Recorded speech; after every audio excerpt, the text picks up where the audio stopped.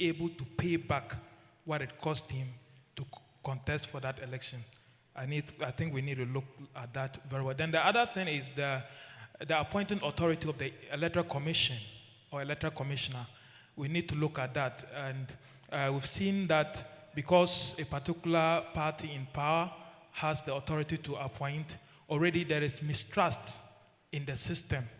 And people are likely to say will not agree to whatever the outcome might be. Your point is very clear. Thank you very much. Yes, there's a young lady in front of you. Please pass the mic. Thank you very much. Yes. Thank you. Good afternoon, everyone. My name is Jessica, a student activist and a mental health advocate. So my point will be very brief. I actually wrote down my question before Ms. Ella and then Mr. Cooper from Plan International came to answer. So let me just give a brief suggestion and contribution. So we are talking about violence, but then I don't think anyone would just get up and decide that today I want to be violent. Definitely something to contribute to being violent. Have you thought about the mental well-being of the youth and those that actually involve themselves in violence, and what exactly is contributing to that? So Ms. Ella spoke about unemployment, isolation, and then not being included. What are the African leaders actually doing to make sure that the youth is empowered and then everyone is included in building Africa? We are saying Africa is underdeveloped, Africa is lacking.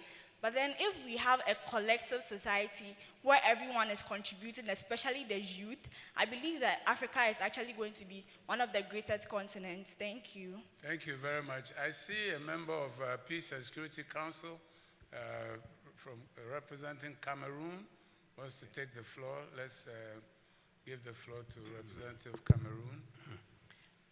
Oui, permettez-moi de m'incliner devant la statue de son excellent professeur Babacar Kanté, qui est sollicité pour éclairer ce forum. Un génie, de grands spécialistes des questions de droit public. 2 points. 1, nous saluons son engagement à œuvrer auprès des hauts dirigeants afin que les instruments juridiques de qualité dont dispose l'Union africaine soient de mieux en mieux maîtrisés, domestiqués, appliqués. Un exemple de cette meilleure application possible serait la condition pour devenir membre du CPS. Parmi les critères de membre constitutionnelle.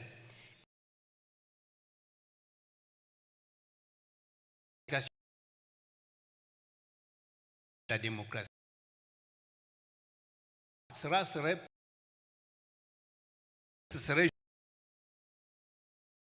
les États membres du CPS avaient tous ratifié ce texte, cela contribuerait à consolider le consensus politique de base lors de la qualification d'un changement anticonstitutionnel et lors de la prise d'une décision de suspension. Deuxième point, pourriez-vous nous éclairer, professeur, sur un point que j'ai évoqué rapidement hier, mais qui mérite d'être approfondi. Les accords de paix et de réconciliation nationale sont une forme de contrat social au service de la sécurité collective, au service de l'intérêt général, au service de la société politique et notamment de l'État en tant que tel. Quelle articulation entre l'accord de paix et de réconciliation nationale et la Constitution? Quelle est la vraie nature juridique de ce type d'accord politique? Parce qu'une bonne dizaine de nos pays africains sont régis par ce type d'accord de paix et de réconciliation. Cela mérite d'être mieux cerné. Et leur saine application a toujours été un casse-tête, alors que c'est primordial. Je vous remercie. Thank you very much. I'll take 2 more questions from this side, then we'll swing to the other side. So I have a very senior ambassador here, Ambassador Agri. Ambassador Agri. Am I seeing right? Okay, yeah, please, and then, yeah, the 2 of you, yeah, and then, yeah. And then we'll come over. Monsieur, merci beaucoup d'avoir donné la parole. Je suis l'ambassadeur d'Algérie à Accra. Tout d'abord, je tiens à remercier les panélistes pour leur contribution enrichissante. Et je voudrais faire un petit commentaire au sujet effectivement des changements anticonstitutionnels.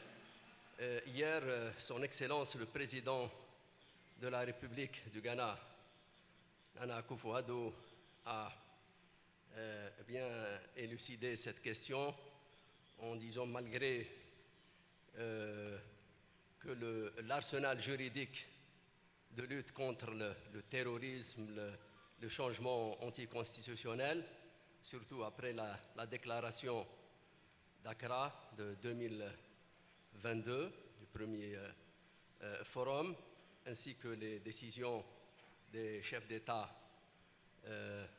lors de leur réunion extraordinaire à Malabo en 2022 aussi, sur cette question. Malheureusement, le nombre de pays africains suspendus de notre organisation a atteint ces pays. Et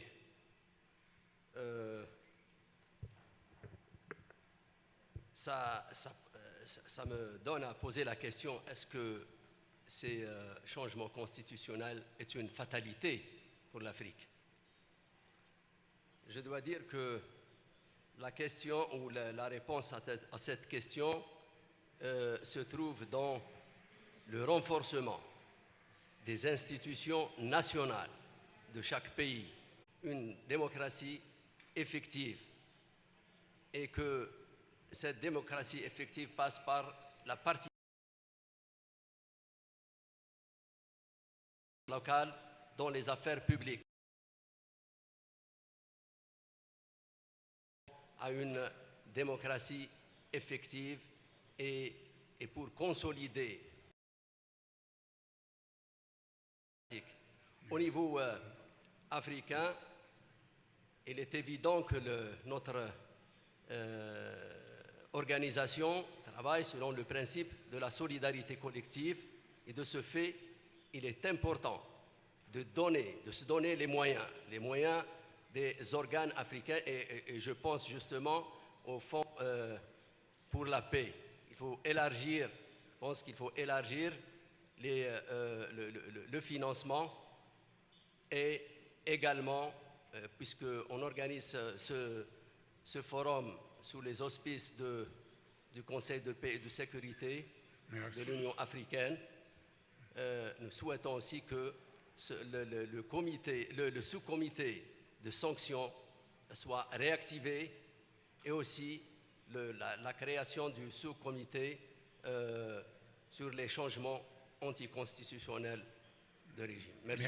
Merci beaucoup, Monsieur l'Ambassadeur. Is there a mic on this side? There's a lady who has been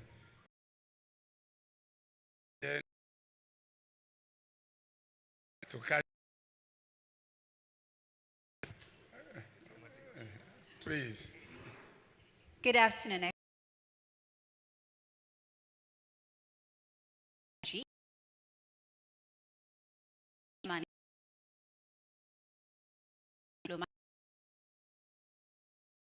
I humbly serve as the Dean of the Press Corps of the Ministry of Foreign Affairs and Regional Integration. I have a big interest in the conversation happening this afternoon, which started in the morning. We've been talking about empowering the youth, skillfully creating opportunities for us, and getting the youth to participate in national issues. I think what we haven't done very good when it comes to the youth is information. Empowering the youth with information is a very good thing. Because when I cast my eyes, I don't see that many youth in this room. Les générales interviennent dans ce différend qui oppose les acteurs politiques. Voilà les éléments que je voudrais rapidement souligner en vous remerciant pour votre attention. Merci, Monsieur le Doyen, Professeur Olo, ancien président du Cour constitutionnelle du Bénin. D'ailleurs, c'est quelqu'un avec qui on a bien travaillé dans le passé. Aussi, voilà. Merci. Donc, let me just give our panelists a minute each to respond. A number of issues have been raised. So I think you choose which one you wish to respond to. So let me start at the end with Ambassador Wakil. Just very briefly, 1 minute, whichever of the issues that were raised, please just give us your reflection, and then we'll go down. Yes, so can I have the mic here, please? Maybe Caesar, okay, there we go. Is it on? Yeah, I think I'm going to respond to the question raised by the youth leader there with the executive secretary of the Peace and Security in Ghana organization.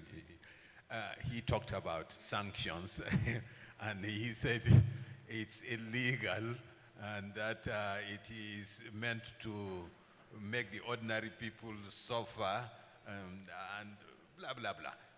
This is what goes around, especially from the countries where we have these coup d'etats of recent, that we are not doing anything illegal. We have ECOWAS protocols, and we have had occasions when sanctions actually worked before.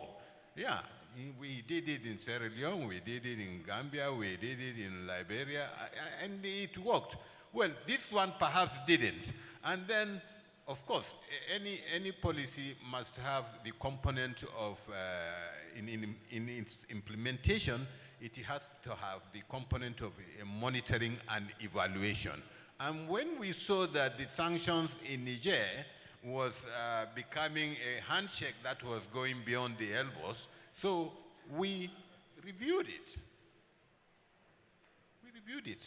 We corrected ourselves in ECOWAS. So firstly, if you want some documents to educate you on the ECOWAS protocols, I will give it to you. You are in Ghana. You can come to my office. Okay. I will give it to you. Thank you. Thank you very much. Mr. Adapu? Yes, thank you, Mr. Chairman. Yes, I think for us, I just want to repeat what the ambassador from Zimbabwe, I think, said about development, more development, less poverty, which are the other leg of democracy. I think power is something that maybe make people change their ways. I'm not even sure, there was a comment that I heard that if a youth become, let's say, president, you are not sure that in 3 years it's not going to turn the same. But counterbalance as well. And we heard the point about the press as well, the media, to responsibilize people. And I will say civic education, patriotism, and economic empowerment, and entrepreneurship. I think when they have employment, there will be less frustration and violence as well. So, thank you. Yes. Next, Madam. Thank you for the opportunity. I heard the other ambassador says that some of the youth are not involved in technology, and it's true. I think it is getting better. But my point is that you see some youth going into IT, spending 4 years in school. Some of them go the extra mile of doing masters, making it 2 years. So 6 years in studying IT, and they complete school and they stay home unemployed. It's not encouraging to whoever is coming up.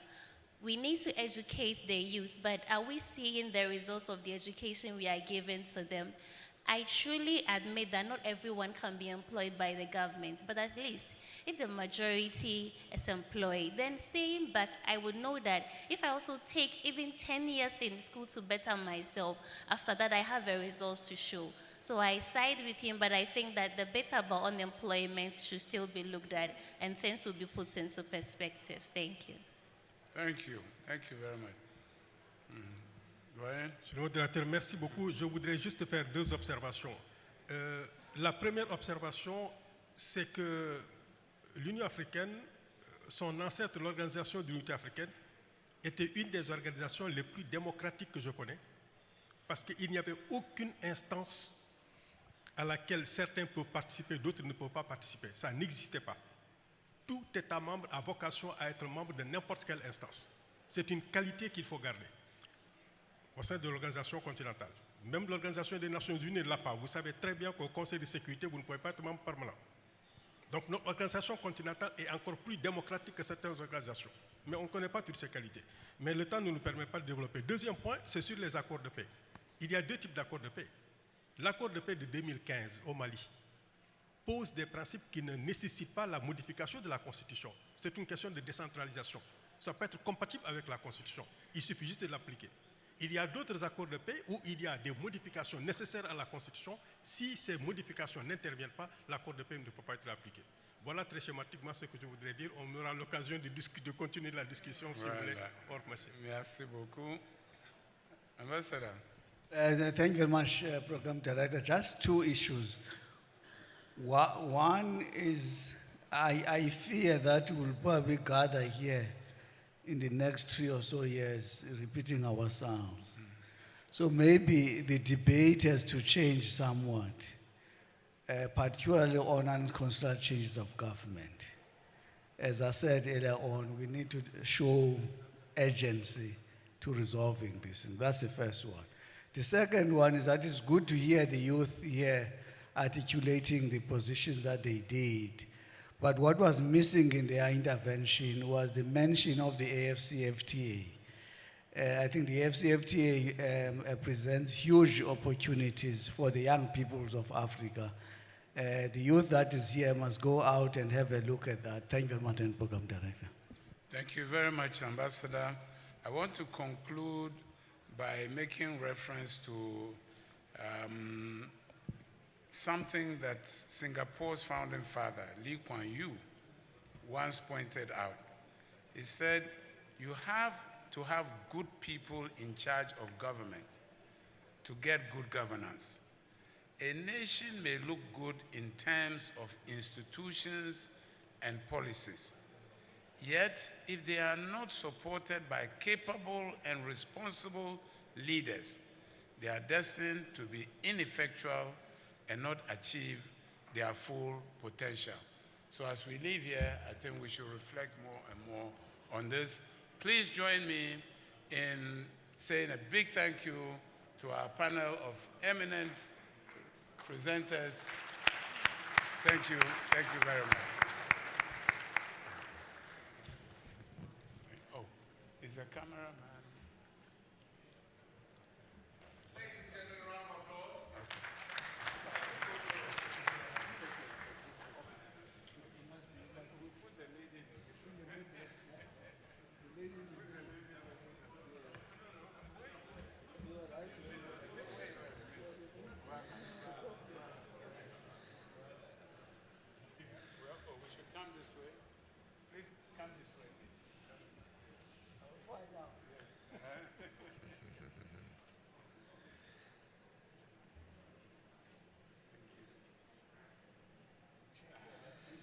Okay, Excellencies, ladies and gentlemen, they are yours for the applause. Help me thank His Excellency Dr. Mohammed Ibn Chambas for doing us the honors moderating this very insightful panel.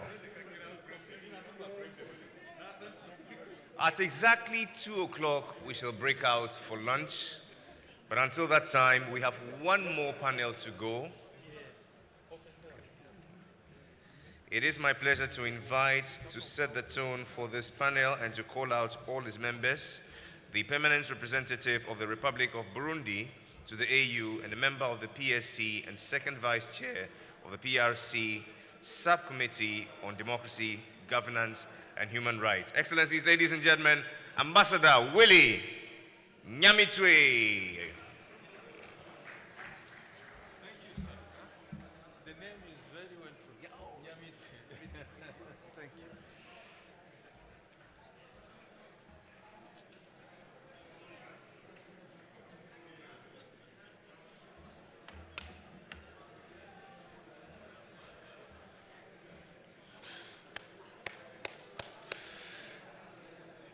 Honorable Excellence, distingués participants, je sens que les gens ont déjà faim. Nous avons encore 1 heure.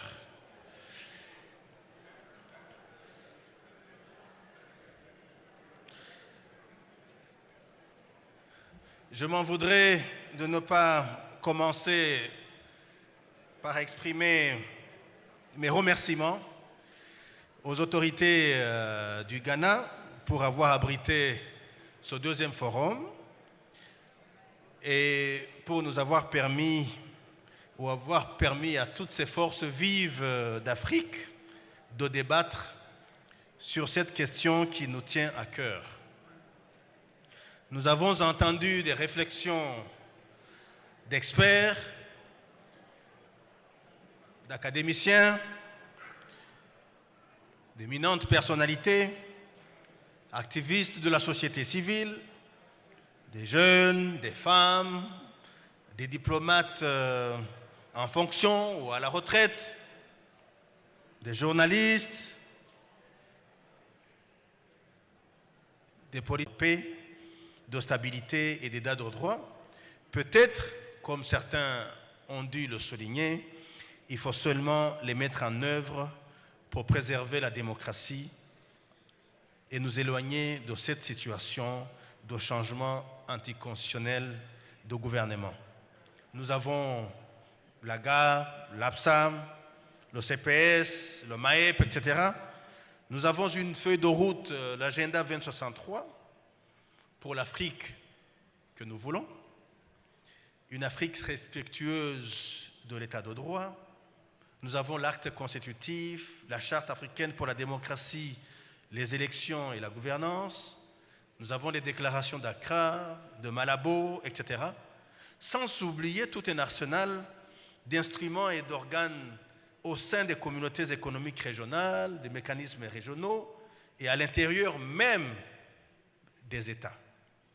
Mais si ces instruments et organes ne suffisent pas pour dissuader les fossoyeurs de la démocratie, quels sont donc les gardiens de la démocratie, du constitutionnalisme et de l'état de droit? Pour ce voyage qui promet déjà d'être riche et passionnant, j'invite les panélistes. J'ai 5 panélistes. Ambassador Jainaba Janye, Permanent Representative of the Republic of the Gambia to the African Union and to the United Nations Economic Commission for Africa, a very active member of the African Union Peace and Security Council, and co-chair of Africa Platform on Children Affected by Armed Conflict. Welcome. Akwaba. Mr.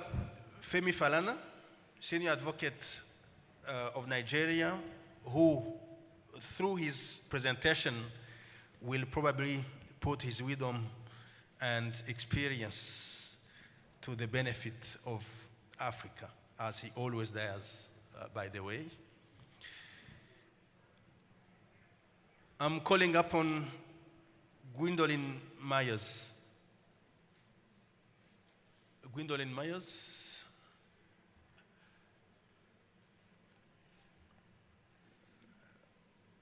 She's from Liberia, Messengers of Peace.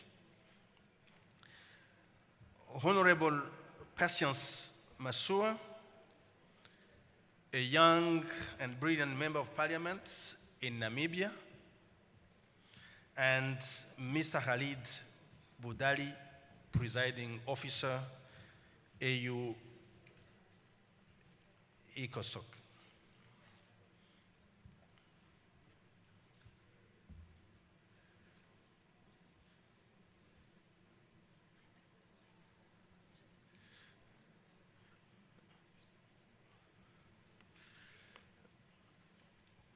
Is Mr. Khalid Boudali in the room?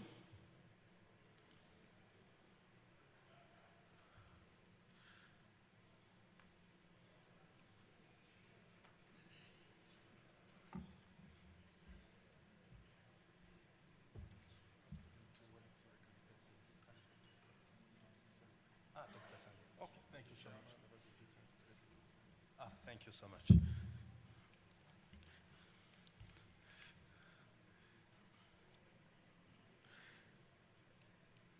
when we participated in the first Accra Forum on usages, this triptych of democracy, constitutionalism, and rule of law was at the center of the debate.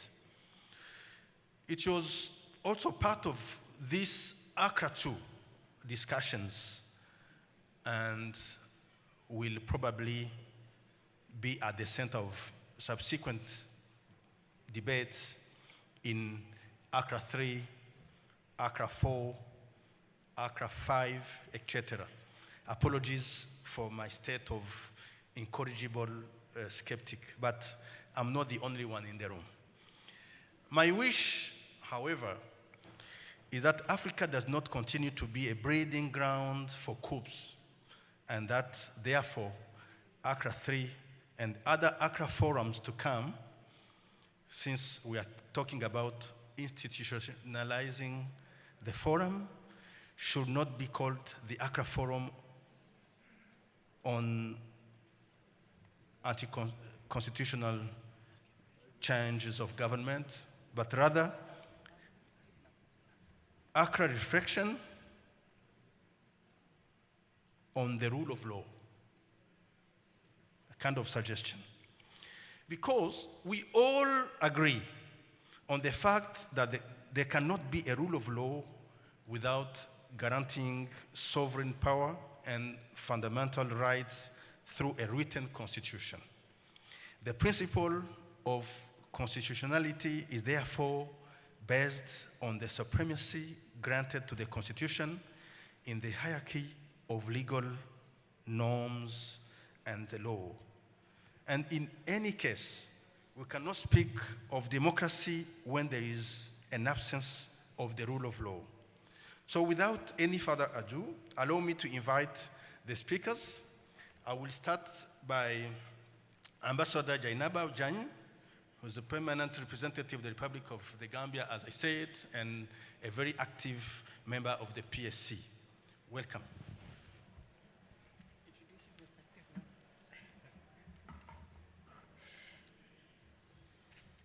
Mr. Moderator, Excellencies, dear colleagues, eminent panelists, ladies and gentlemen, before all else, allow me to thank the government of Ghana for kindly inviting us and hosting us for this forum organized under the aegis of the African Union. It is a distinct and singular honor to be part of this panel of speakers, but I'm not quite sure why I'm on the panel, as I am by no means an expert on this topic, unlike the other intellectuals who are seated here and those we've been listening to over the past 2 days, including my French professor who has stepped out of the room, Daniel Owasa, who wrote a book on this topic. But as Ambassador Makaya said yesterday, it is really important that we as the Peace and Security Council listen to you all, your different perspectives, and garner the requisite information to craft solutions accordingly. So I open this panel by throwing back the conceptual question to the audience. Who are the guardians of democracy? And who are the people impeding on our constitutionalism and rule of law?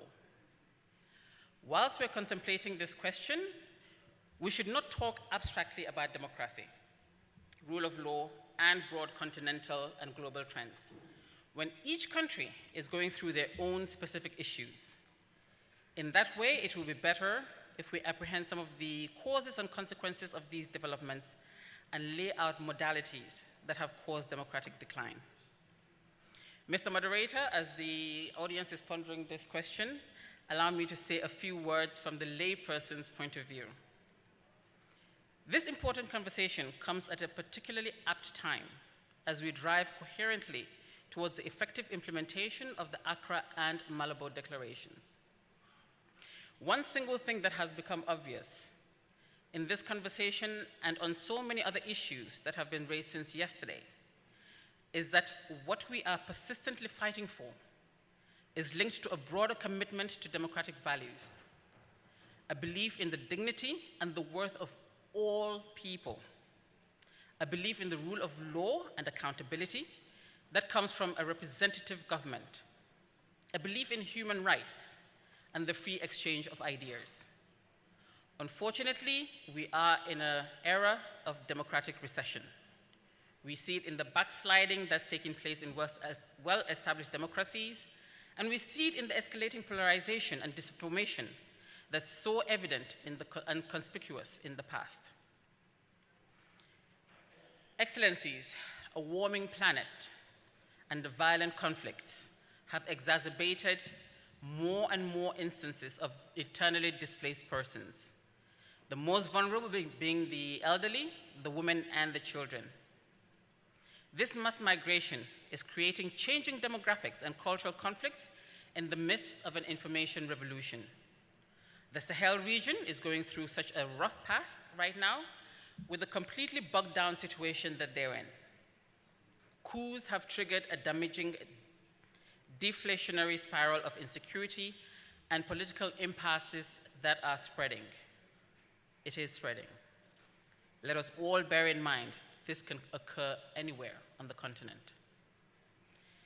Here in Accra once more, we're digging deeper on how to serenely fix the fleeting democratic ethos and the flurry of setbacks to our institutional governance, and most importantly, on how we can strengthen the forces of pluralism in the growing sense of anxiety and an increasing volatility, thus contributing largely to the collapse of our international credit and reputation.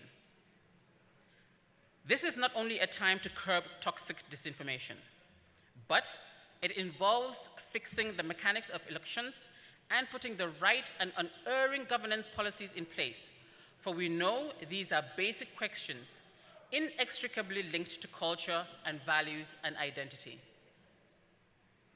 Mr. Moderator, again I ask, who are the guardians of democracy? The constant promotion of democracy is creating a lot of spaces for citizens' participation and civic activism, highlighting that democracy is not just a concept that is on the shoulders of power holders. It is actually on the shoulders of absolutely each and every one of us. Human rights, the rule of law, and democracy are interlinked and mutually reinforcing, and they belong to the universal and indivisible core values and principles we each hold so dearly.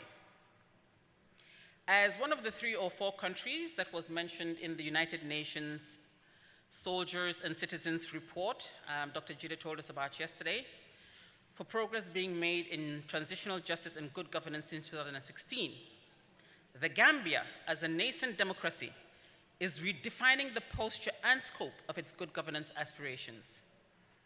It has fostered the rule of law at national, continental, and international levels through the consolidation and development of a framework of norms and standards. As we heard earlier, I believe one of the panelists is here, working with ECOWAS, the African Union, and the United Nations, my country has refined its framework for engagements in the rule of law sector at the national level through institutions of justice, governance, security, and human rights, transitional justice, and strengthening of civil society. In the Gambia, the rule of law is fundamental in advancing democracy. It is also the glue that binds us together as member states of the African Union. The rule of law, defended by independent judiciary, plays a critical function by ensuring that civil liberties and political rights are safe and that the equality and dignity of all citizens are not at risk. It also helps protect the effective performance of the various agencies of electoral accountability from potential obstructions and intimidation, as democratic stability depends on self-enforcing equilibrium. It requires measures to ensure adherence to the principles of supremacy of law, equality before the law, accountability of the law, fairness in the application of the law. Are they the guardians of democracy? We have seen recently in certain Western countries how the law is being used to subjugate election candidates. Distinguished audience, in analyzing the democracy, constitutionalism, and the rule of law, in analyzing the nexus between democracy, constitutionalism, and rule of law, we see that constitutions do much more than establish a government and regulate its relationship with its citizens. Unfortunately, in some countries, they're causes of political crises and post-election tensions. In many countries, however, they have become crisis management tools. The benefits of constitutions designed for conflict-affected and deeply divided countries hinge on their ability to reconcile groups, religious factions, to address and redress grievances, and to prevent further polarization and conflict deterioration. The ongoing debate provides a unique opportunity to stress the interlinkages between democracy, human rights, and the rule of law. To ensure domestic accountability within democratic ownership frameworks, it is essential to take into account both the democracy and the rule of law dimensions in our development agenda. Experts have sufficiently demonstrated that democracy could not exist without the rule of law, and that only caring about the rule of law during elections is simply not enough to sustain democracy.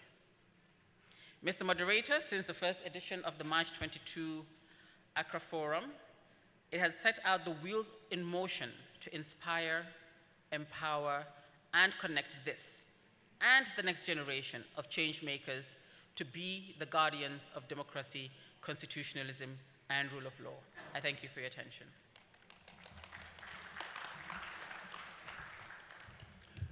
Thank you, Ambassador, for your contribution. She has put on the table some questions to be answered by the audience, but we will see if we have enough time, as time is not on our side. I'm told that we have to conclude at 2. So allow me, Excellencies, to invite Mr. Femi Falana for his contribution. Thank you very much, Mr. Moderator. First of all, I would like to thank the organizers of this program for inviting me. But let me say from the start, because in a gathering of this nature, we must also try to be very frank and honest to ourselves. While I congratulate the organizers for bringing our youths to participate in this all-important discourse, it is also important to advise the All African Student Union to please stop inviting people of dubious pedigree to Accra to honor them. Many people are brought here from Nigeria to be honored who do not deserve honor. You must honor those who should be your heroes. And so please, because a few years back I was invited to be honored, and I said, please leave me alone, because the list included a number of people who are alleged to have stolen money in my country.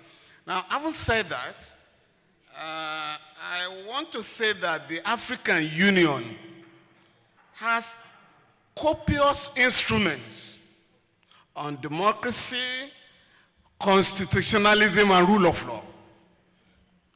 But these instruments are observed in their breach by majority of African states.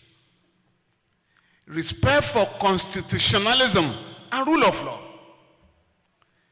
require that courts, domestic courts, and regional courts, and even international courts are respected. Their decisions are respected.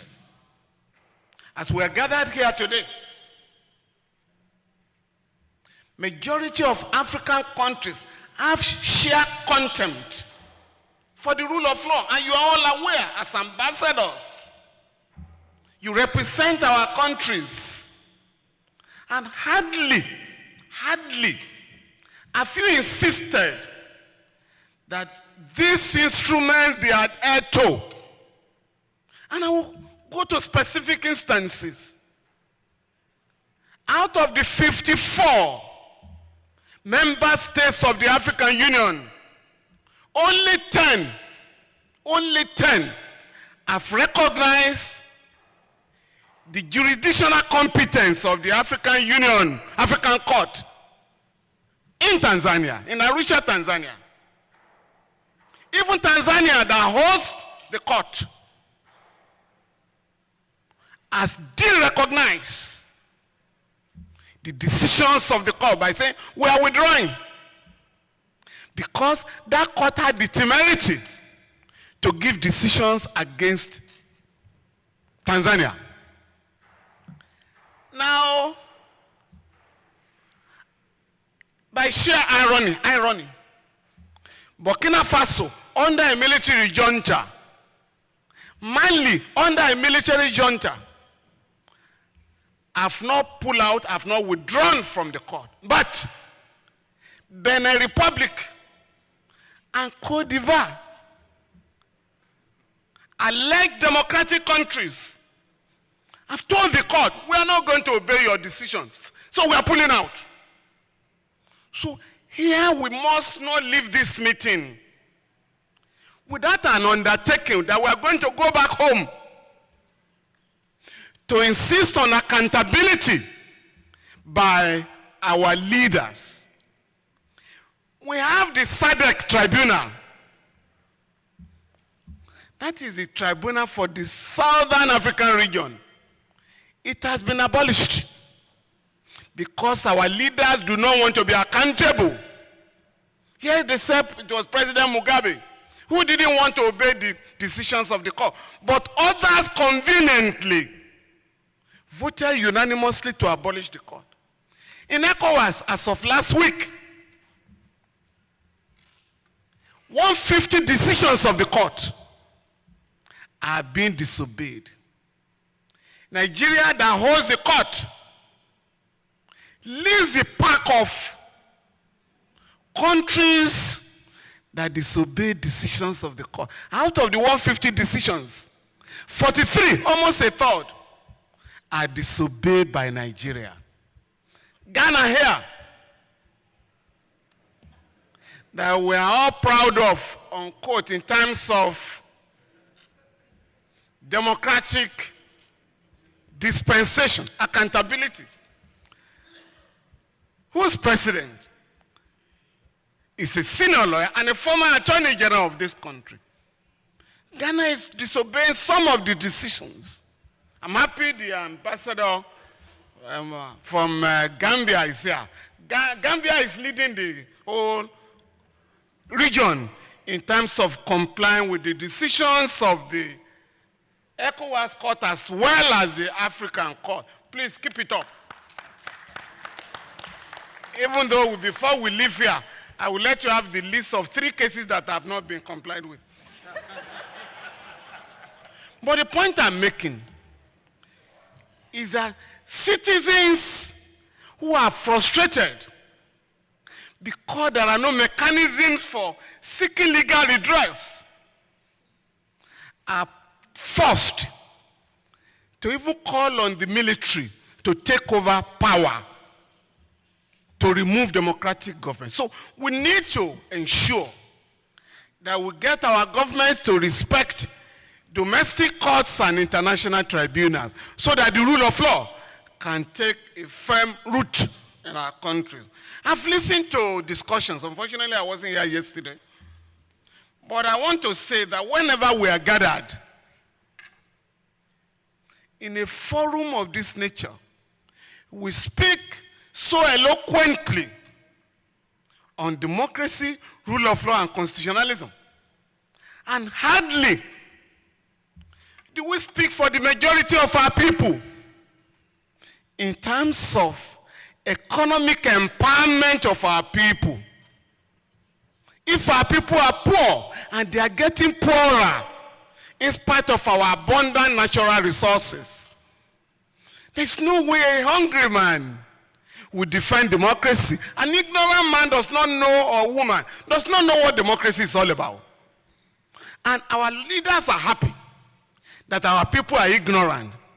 And that is why we must, in a forum of this nature, call on African leaders to return to the basics by ensuring that we combat illiteracy. In my country, Nigeria, and I'm ashamed to say this, 20 million children are roaming the streets. Very wealthy country. And if we do not educate the children of the poor, they will make it impossible for the children of the rich to enjoy their lives and the rest of us.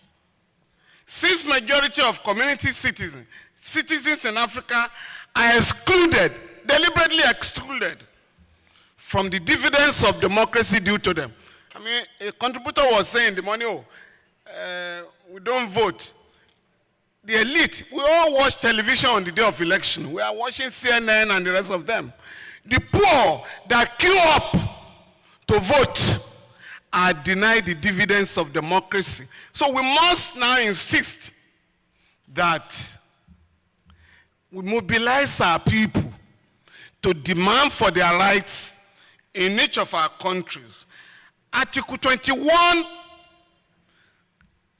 sub 5 of the African Charter on Human and People's Rights has this to say, and I quote, all peoples in Africa shall freely dispose of their wealth and natural resources. This right shall be exercised in the exclusive interest of the people.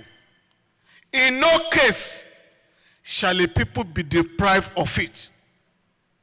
Today, the masses of Africa are denied the control of their resources. From Cape Town to Cairo, our people are denied the control of their natural resources. Today, our resources are controlled by imperialism. In each of our countries, our economy, in each country in Africa today, the economy is controlled by the IMF and World Bank. And we're not ashamed. They even in some of our countries, they have offices in our central banks to dictate how to run our economies. And these guys from the West, in their countries, subsidies are given by capitalism. Subsidies. Farming, for agriculture, for electricity, and so on and so forth. But right now, they are telling the government in my country, a neo-colonial regime, please remove subsidies totally from fuel, remove subsidies from electricity. And that is what they are telling all our countries. Remove subsidy from education. We must, as ambassadors who are enlightened, as activists, tell them that in the last 5 years, the West has spent about $7 trillion on about fuel. But the same guys will come here and say, please, don't subsidize fuel so that our people will become poorer. And so I am suggesting that in a forum of this nature, we need to go back to some of the progressive politicians of the first post-independence Africa. And I'm going to conclude by urging all of us to mount prayer on our countries, to take control of their political and economic destiny. In the words of the late Kwame Nkrumah, in his Neo-Colonialism, the last stage of imperialism, Osagefo had this to say, Africa is a paradox which illustrates and highlights neo-colonialism. Our earth is rich, yet the products that come from above and below the soil continues to enrich not Africans predominantly, but groups and individuals who operate to Africa's impoverishment. today, that's unquote, today, through the religious implementation of neoliberal policies, our people are getting poorer. And we must now rise from this meeting, by going back to our individual countries to ensure that we challenge the governments for implementing policies not dictated by the political parties in each of our countries, not dictated by our people, but by imperialist institutions, particularly the IMF and World Bank. When I was coming for this meeting yesterday, Nigeria was celebrating. Oh, in February, this is how much inflow we recorded. What of outflow? The money that leaves Africa is by far more than what is sent to us like beggars. The resources of a country like DRC are greater than any country on earth. Yet, we allow that country to remain permanently at war. War sponsored by imperialist countries. And so, as Africans, we must ensure that we end colonialism of Morocco against the people of Western Sahara, that we end the control of our resources by imperialist institutions led by the IMF and World Bank. Thank you very much. Thank you so much. It was difficult to stop him. It's always a blessing to listen to him, to the wisdom of Mr. Femi Falana. Yes, he's right. A hungry man is always an angry man. And he put it well. When citizens are struggling to take care of their daily life or their basic needs, and it's a really likely impossible, even difficult, for them to be active participants in the battle of to safeguard the peace and security and democracy. So let us continue our journey, and let us listen to Gwendolyn Myers, Messengers of Peace. She's from Liberia, and let's listen to her message of peace. Welcome. My goodness.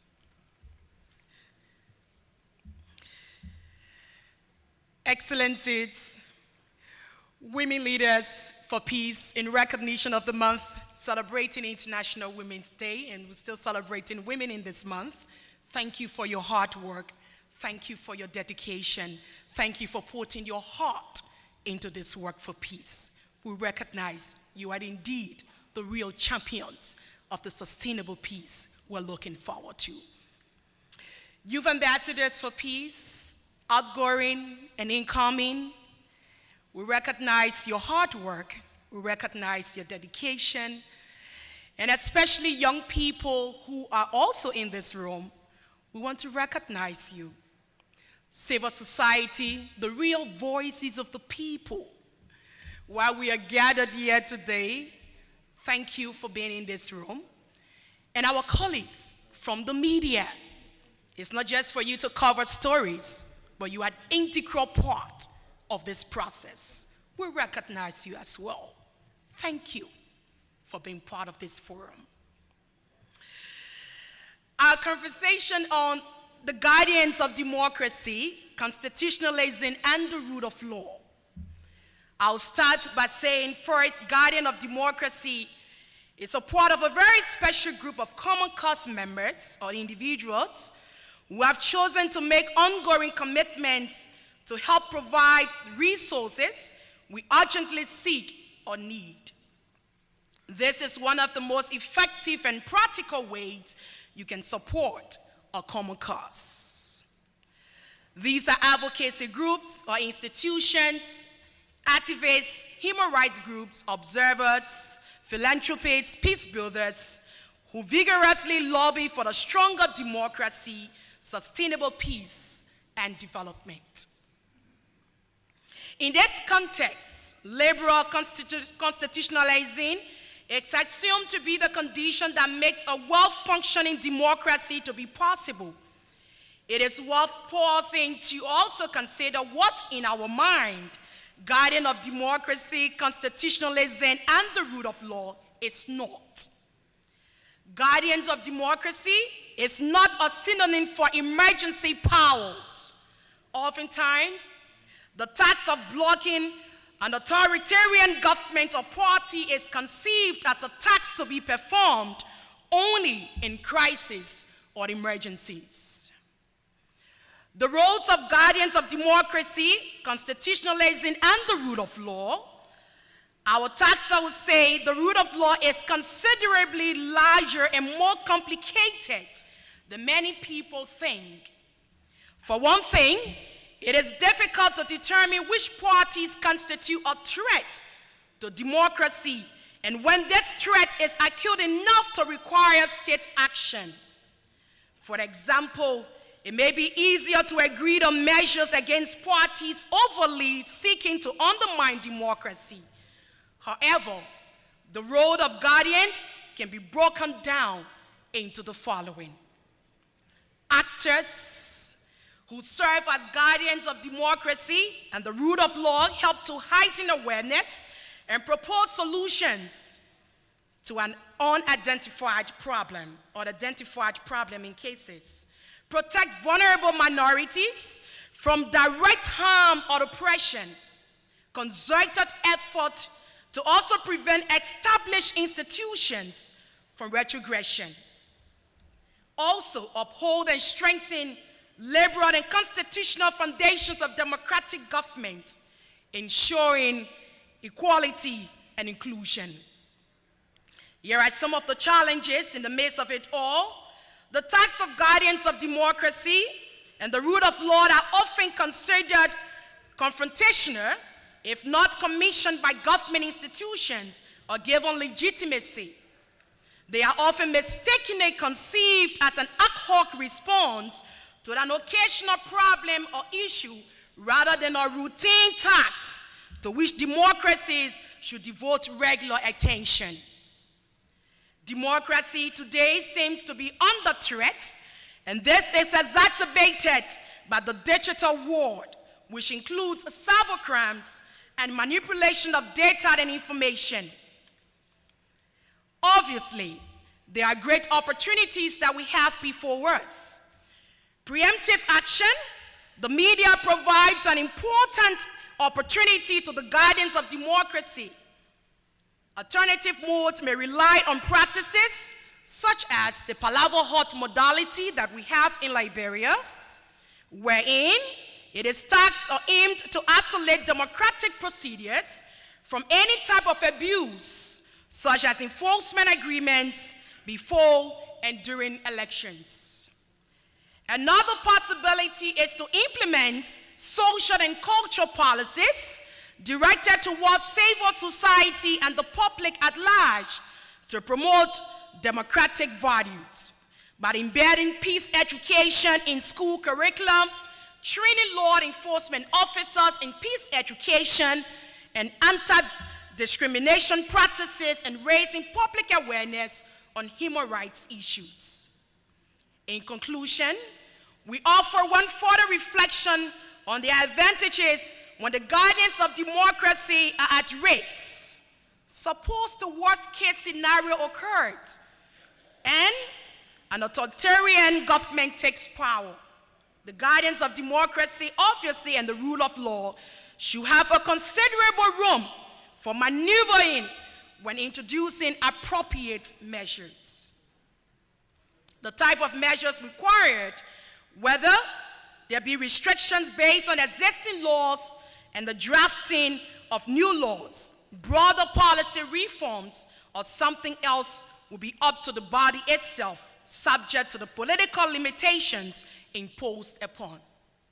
Excellencies, distinguished ladies and gentlemen, before I take my seat and reflecting on what our first speaker, the real focus of this conversation, even as we go for lunch, we can ponder on this and reflect more. Who are the true guardians of democracy? We can't have this conversation, Excellencies, distinguished ladies and gentlemen, if we do not answer that question reflecting on the generation that would inherit everything we are talking about as part of why we are gathered here. And it gives me so much joy to tell you, and we are changing this narrative in this conversation, that the true guardians of democracy, that I'm answering your question, are the young peace builders in our communities, are the women rights activists, civil society organizations, the media.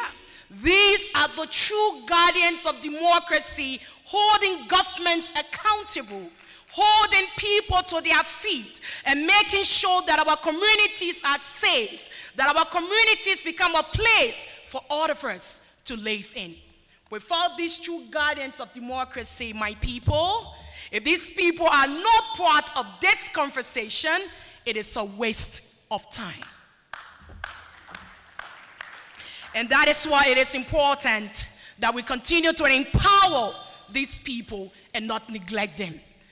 Thank you so very much, and all the best, and there is hope for this continent, because there is a new generation of young peace builders. We are raising our voices. Thank you. Thank you so much. Another round of applause in favor of this fine speaker. And without much ado, let me invite Honorable Patience Massour, as we still have 15 minutes to go.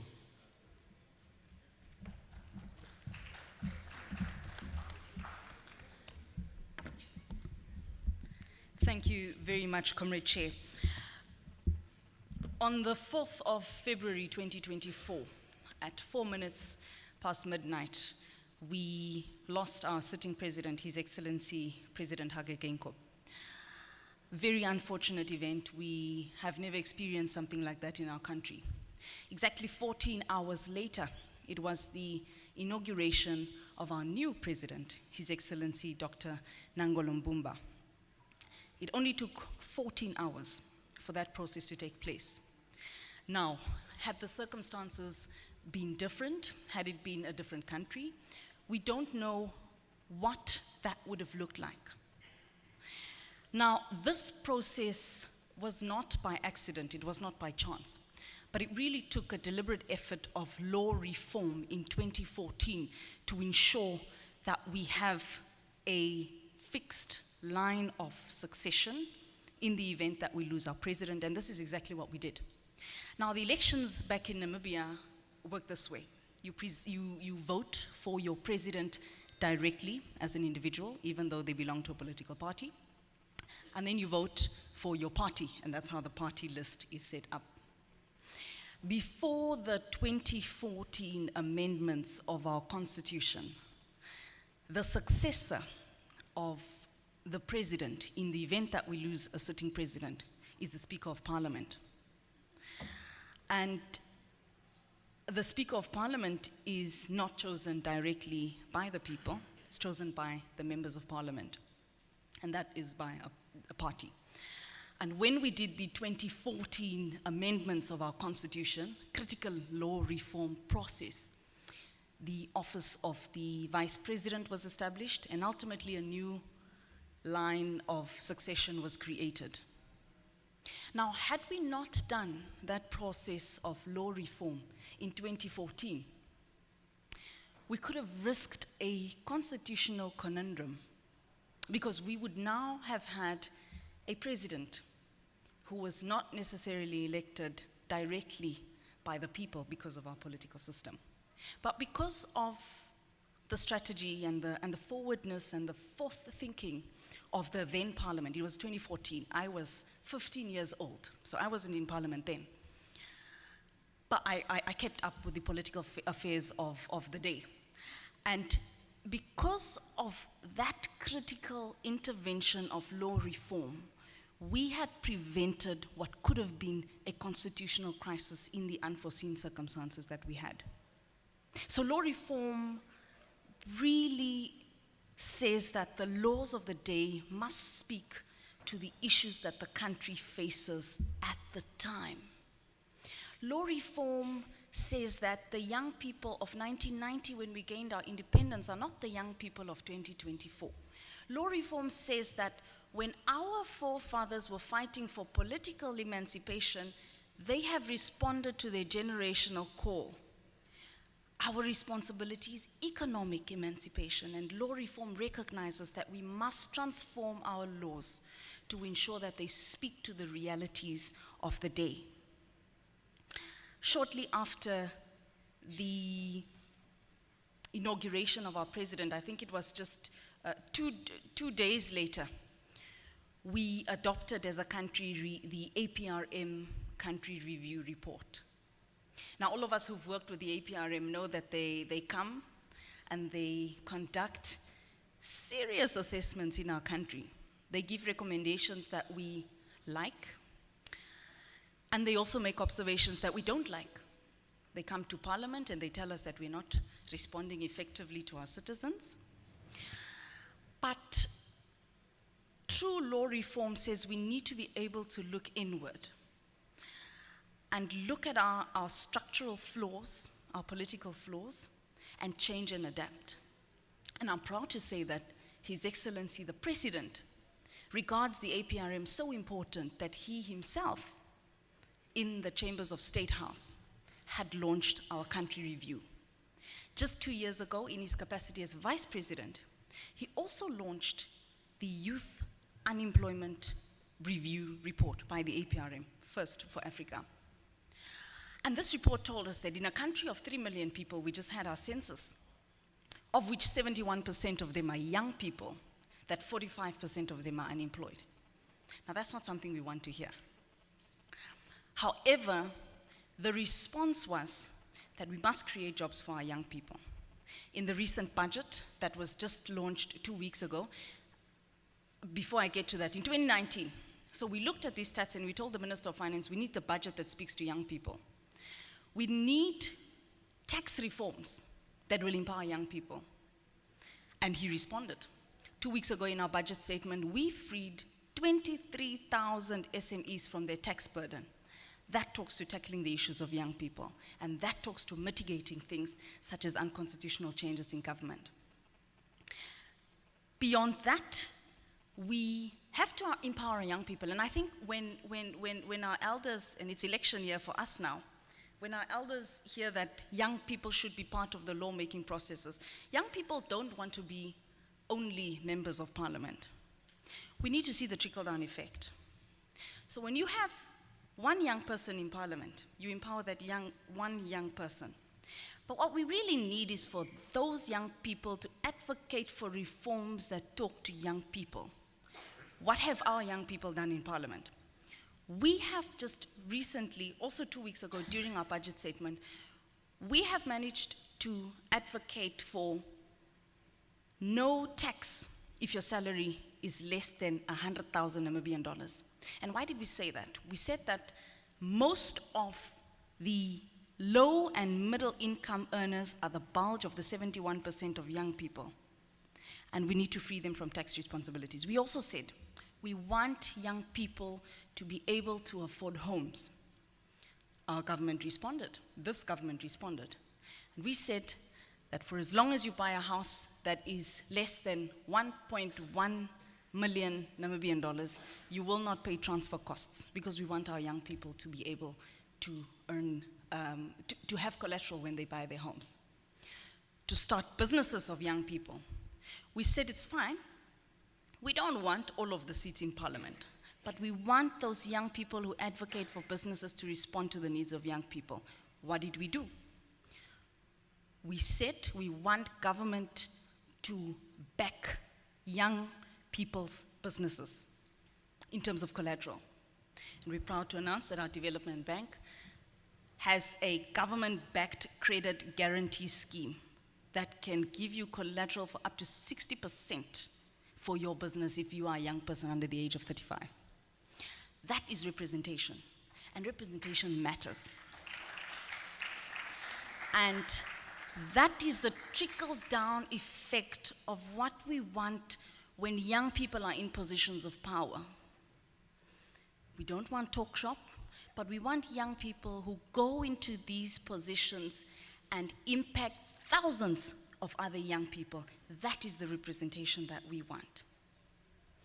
In our party, and I'm happy to announce that on the 6th of March, Namibia had reached a exact 50-50 representation of women and men in our National Assembly. This is our first. How did we do it? And we say young people, but we were led by the young people before us.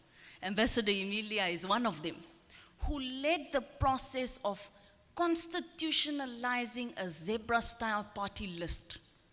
And I'm from the ruling party, so I have to praise my party. This is how it works. When you run for elections, there's a list for women and there's a list for men. Men compete with each other, women compete with each other. And when we draw up the party list, man, woman, man, woman, man, woman, the ruling party is 50% women, 50% men.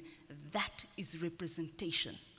So we must institutionalize in our parties, but also constitutionalize in our systems representation of vulnerable groups, be it young people or be it women.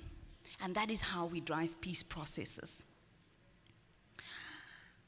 Secondly, I raised an issue earlier on about multinational corporations in our global affairs.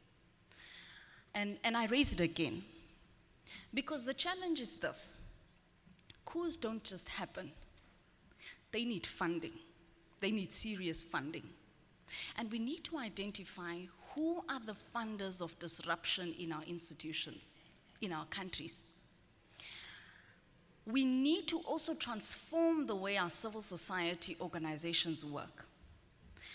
And I beg to say, civil societies respond to who funds them. And unfortunately, we need to institutionalize laws that talk to these issues. So what have we done? Our Minister of Mines and Energy in 2021 had introduced a law that for every EPL that is granted, 15% must be owned by a Namibian. And why did we do this? I was working at the Ministry of Mines at the time. And what would happen is we'd grant exploration, mineral exploration licenses to businesses. And what would they do? Sell it to the highest bidder. And ultimately, our mines and our resources are being owned by foreigners. And we introduced this law, and guess what? The business people were angry. They were so upset. How dare you tell me how to deal with my EPL? Because there's an offer of $10 million that I can make from this. But we took a decision and we were decisive. And we said, these are the resources of our country, this is the law, and we're going to keep it this way. And the reason why I say that is because sometimes, even when government is doing what government is supposed to do, we just freed 23,000 SMEs from their tax burden, and you will find a very good criticism from it, from a civil society organization. I don't say civil society organizations shouldn't exist, they should, but they must be honest. And the only way that we create cohesiveness in our systems is really if we as governments support our civil society organizations more. We also saw that Namibia is starting to produce green hydrogen soon. And believe it or not, we as Namibia, our government needs to buy its own stake in something that is being produced in Namibia. Believe it or not, I'm wrapping up. Apologies, Chair. And we said as Parliament, we need to have laws, institutions, systems, and processes that govern any sort of natural resource use in our countries, so that we're able to control it and so that our natural resources are not foreign owned. Once corporate multinationals capture our natural resources, we privatize governance. And we cannot afford to privatize governance because governance comes at the back of democracy. And democracy is by the people and for the people. Thank you, Chair.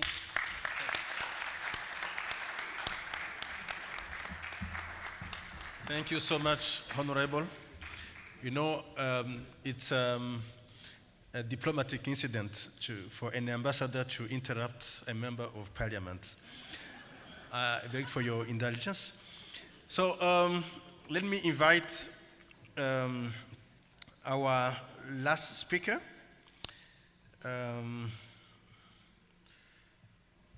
So we have, we were expecting to have Mr. Khalid Boudali, who is the presiding officer AU ECOSOC, but we will listen to Dr. Jonathan Sandy, who is the chair, AU ECOSOC for Peace and Security. Welcome. Thank you, Ambassador. Thank you so much, Ambassador, Moderator. Your Excellencies, I think all protocols observed. It is lunchtime, and I'm coming at a time where I do not have to make my principles wait. Let me quickly go and compliment what my fellow panelists have said in terms of upholding constitutionalism and the rule of law as a pathway to democratic consolidation on our continent. Few things I want to pose that as we move, because I'm speaking on behalf of civil society, ECOSOC as a platform, that key questions we need perhaps, Your Excellencies, distinguished ladies and gentlemen, we may want to reflect on. One, based on the conversation from yesterday when His Excellency, the President, Nana Akufo, delivered a speech, and then obviously our commissioner did, and chair of the Peace and Security Council for the month, for this month. Now, what keeps coming to mind is this dilemma of the African state. The African state, where are we in terms of the state and nation building process in Africa? Because we tend to be lumping, I remember my undergraduate studies, I looked at development economics, W.W. Rosto's theory of the developmental stages of a nation state. He said a nation state have 5 stages. You move from the Isaac Newton stage, where peasantry characterized with farming, peasantry, bow and arrow, high level of illiteracy, and then black. On to the 5th stage, which is about multi-party democracy, and which America took over 400 to 500 years ago. So sometimes we forget that Africa, we want to lump 54, 55 member states together, and that we forget that the nation state itself, or some states are in what we call state building process. Take my own country, Sierra Leone, South Sudan, Liberia. How you, the international community, multilateralism, regionalism, have moved those countries from war to peace to recovery to post-war reconstruction and development. That's the part we should not forget. It's a very complex situation. We are very grateful, for example, to ECOWAS and ECOMOG, especially our brothers from Guinea, Senegal, Ghana, Nigeria, for their sons and daughters. When I was in command as National Security Advisor, we were in the war front.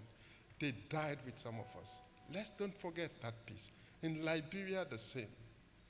So the AU, ECOWAS, and all our RECs have been in this state building project. So I would like us, as we move, we should give hope that as we reflect across in this Accra Forum second, that we are in a nation or state building process, and therefore we are not doing too badly as Africans. Number 2, if this state building project is what we are in many of our parts on the continent, next question then is, and how has constitutionalism and upholding the rule of law helped to facilitate state and nation building processes and democratic consolidation and respect for human rights in many of our states? Third, which countries immediately come to mind in terms of upholding constitutionalism and the rule of law? For example, we listen to Namibia, Kenya. Let's be honest, one of the most recent constitutions we have on the continent is the Kenya Constitution. And we have seen how when contestation about election result, they went to the court, and how the Kenya court handled that. That was a plus. To the extent that national elections were cancelled and then go to court, and then Senegal is most recent. But also, don't forget, recently Liberia, what His Excellency George Weah did. These are practical examples we should not be ignoring on the table that we are doing so badly. We talk all the negative things, Commissioner. We should be positive that we are making progress in terms of our nation-state building. Now, there are bad ones, we know, of course.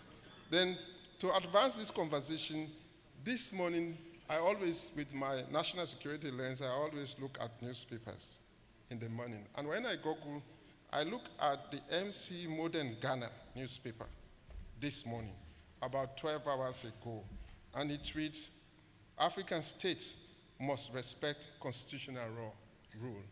And who were they quoting? It was His Excellency's speech yesterday. And I saw the photos of everyone there. If you Google it online now, African states must uphold constitutional rule.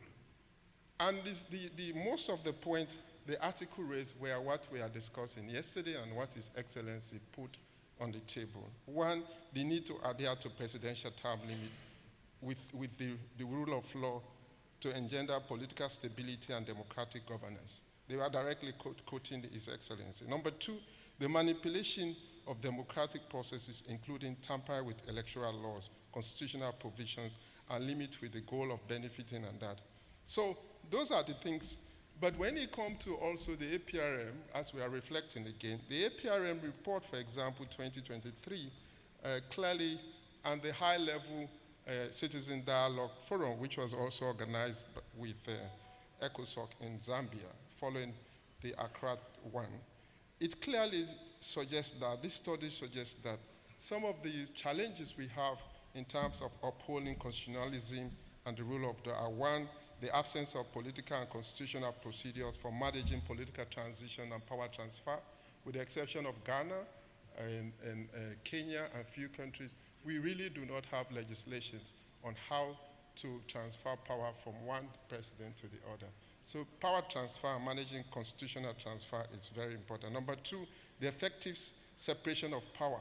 The separation of power, the role of the judiciary versus the executive, and obviously parliament is not very clear in many states. Weak security sector governance and oversight structures and institutions, I mentioned that this morning. The Defense Council, the National Security Council, the Police Council, all the oversight bodies, including parliamentary oversight, are extremely weak in most countries. Sometimes they don't even meet. So how do we enhance the democratic governance and oversight of our security and military institutions? I mentioned that this morning, that we have AU instrument, the SSR policy framework. We have the AU Common Defense and Security Policy 2004. All of these instruments are there, but are they really domesticated, or are they being adhered to? Or we as civilian governing our military and security sector institutions, including the judiciary, are we making use of those instruments effectively? So as a way forward from the perspective of civil society, what we got from the high-level Citizen Dialogue Forum in Lusaka as the way forward, which many of our civil society organizations, including Wadimos, we are very impressed that you are doing a great job in the countries in political transition. For example, in Mali, as I speak, my colleagues from Wadimos are on the way to Senegal, and then we have WANEP doing a great job as well as part of SADC region and obviously East and the Horn of Africa. Our colleagues from the Pan-African Parliament, as I speak, they are in Khartoum. So when we say there's a need, we appeal to civil society to enhance engagement, public awareness raising, and popularization of the AU instrument, normative frameworks, especially related to democracy, step advocacy and lobbying effort for state to comply with this instrument, and then lastly, to enhance the judiciary system, advocate for the judiciary system, for laws and procedures related to the independence of the judiciary to be enacted. The role of Parliament then contributing to security sector reform and governance will be very important in terms of preventive strategy, then facilitate engagement between political leaders and security sector institutions, civil-military relationship.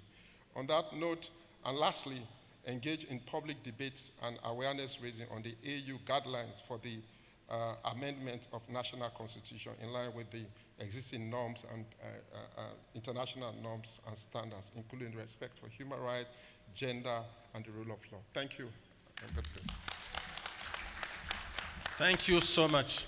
So with the indulgence of the Master of Ceremonies and the audience, let us have 3 questions on new topics. Don't try to bring the same questions that were asked or raised yesterday or this morning. So 2 questions. I will start by Nigeria. Take the floor, please, quickly.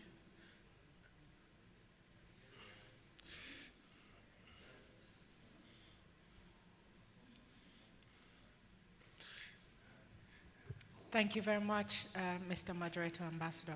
I also want to thank the panelists for their very insightful panel discussion. Chair, I particularly have a question for Mr. Falana, and the question is quite straightforward, and it's about our institutions, or particularly electoral systems and electoral institutions. I hear him clearly where he said that the institutions are not very functional, or so, something in that light. I just want a clear recommendation on how you think, since this is a reflection forum, how do you think that, because we cannot do without those institutions, whatever we do, we still need the institutions. So how do you think that we can get the institutions to function in the way they should? Well done. I thank you. Thank you. Let's take the question from Zimbabwe. Ambassador of Zimbabwe.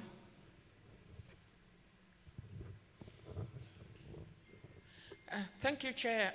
Mine is just to add the important issue of, as they were discussing the amendments of Constitution, that most constitutions now are including devolution as a way of linking the governments to the people and empowering the people on the ground, especially for their participation in policy making and also in spearheading their development. I think this is an important aspect where participation of communities in our countries is important. Thank you. Thank you. I believe South Africa had raised the flag, and then, okay, let me give the floor to Morocco. I think South Africa has given up. Okay. It's better, now we have ladies. Merci, Monsieur le Modérateur, de m'accorder la parole. Le thème de ce panel est très important. Alors, j'ai une petite question. Comment l'observation des élections peut-elle contribuer à la sauvegarde du constitutionnalisme et de l'état de droit? Je pense que le forum auquel nous assistons aujourd'hui voilà, propose de réfléchir sur une réponse énergique au changement anticonstitutionnel du gouvernement. Et je crois que les questions auxquelles nous devrions se pencher et se concentrer doivent rester limitées au changement anticonstitutionnel du gouvernement et ne pas essayer d'instrumentaliser la tribune qui nous est attribuée afin de défendre et de dire des choses sur des questions qui n'ont aucune pertinence à ce forum? Merci, monsieur. Merci beaucoup pour votre question. Il y a un jeune qui avait demandé la parole là derrière. Exceptionnellement, je voudrais lui accorder la parole là derrière. S'il vous plaît, présentez-vous et introduce yourself. This one. Yes. This one, yes. Yes. C'est le dernier. Thank you. The protocol is observed. My name is Joseph Abraham Ngamunde Ramadan. I'm from South Sudan. And I am a former coordinator for Youth State Union. I worked both with the government and the church. So in regard to the question to the custodian of the Constitution and the rule of law, to my own understanding, I think all of us, everyone is a custodian to the rule of law. So you can't just say me like a young person, I am the custodian, and on the other side, you are not, so that are all you are accountable. It's not. All of us are custodians, and you hold each other accountable. So to my contribution, I was looking at how we need to have an approach that is bottom-up approach, because now we are mostly doing with the top-down approaches on dealing with the issues of the UCG. So, but down, people who are at the grass level don't understand what we are talking about here. Being it law or the constitution of the country, most of the people don't know. For example, where I'm coming from, we have other people who have not even seen the constitution of their own country, they don't know it, and they are the majority people.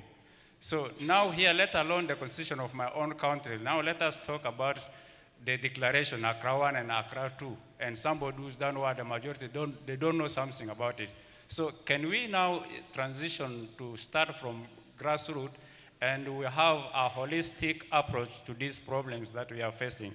This is one. Number two is I'm looking at, can we revisit our African value that we had? This is the African moral values that we need to advocate more so that we can inculcate it at both personal level and at the community level, at the national level. Why I'm saying this? Thank you. I'm saying this because I've been raising my hands this morning. Yes. And I want to say something. If you see people who are manipulating, for example, the coup, the actors, let us look at them. These are all people who are educated, people with papers, PhDs. And these are people who understand what democracy is vis-a-vis issues to do with UCG.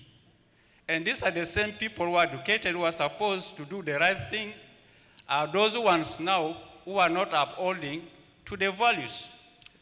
So I think we need to look at that so that we advocate on it. Let me stop here. Thank you. Thank you so much. Thank you so much. A round of applause for all those who took the floor. So let me invite the panelists from this side to, let me give you a microphone.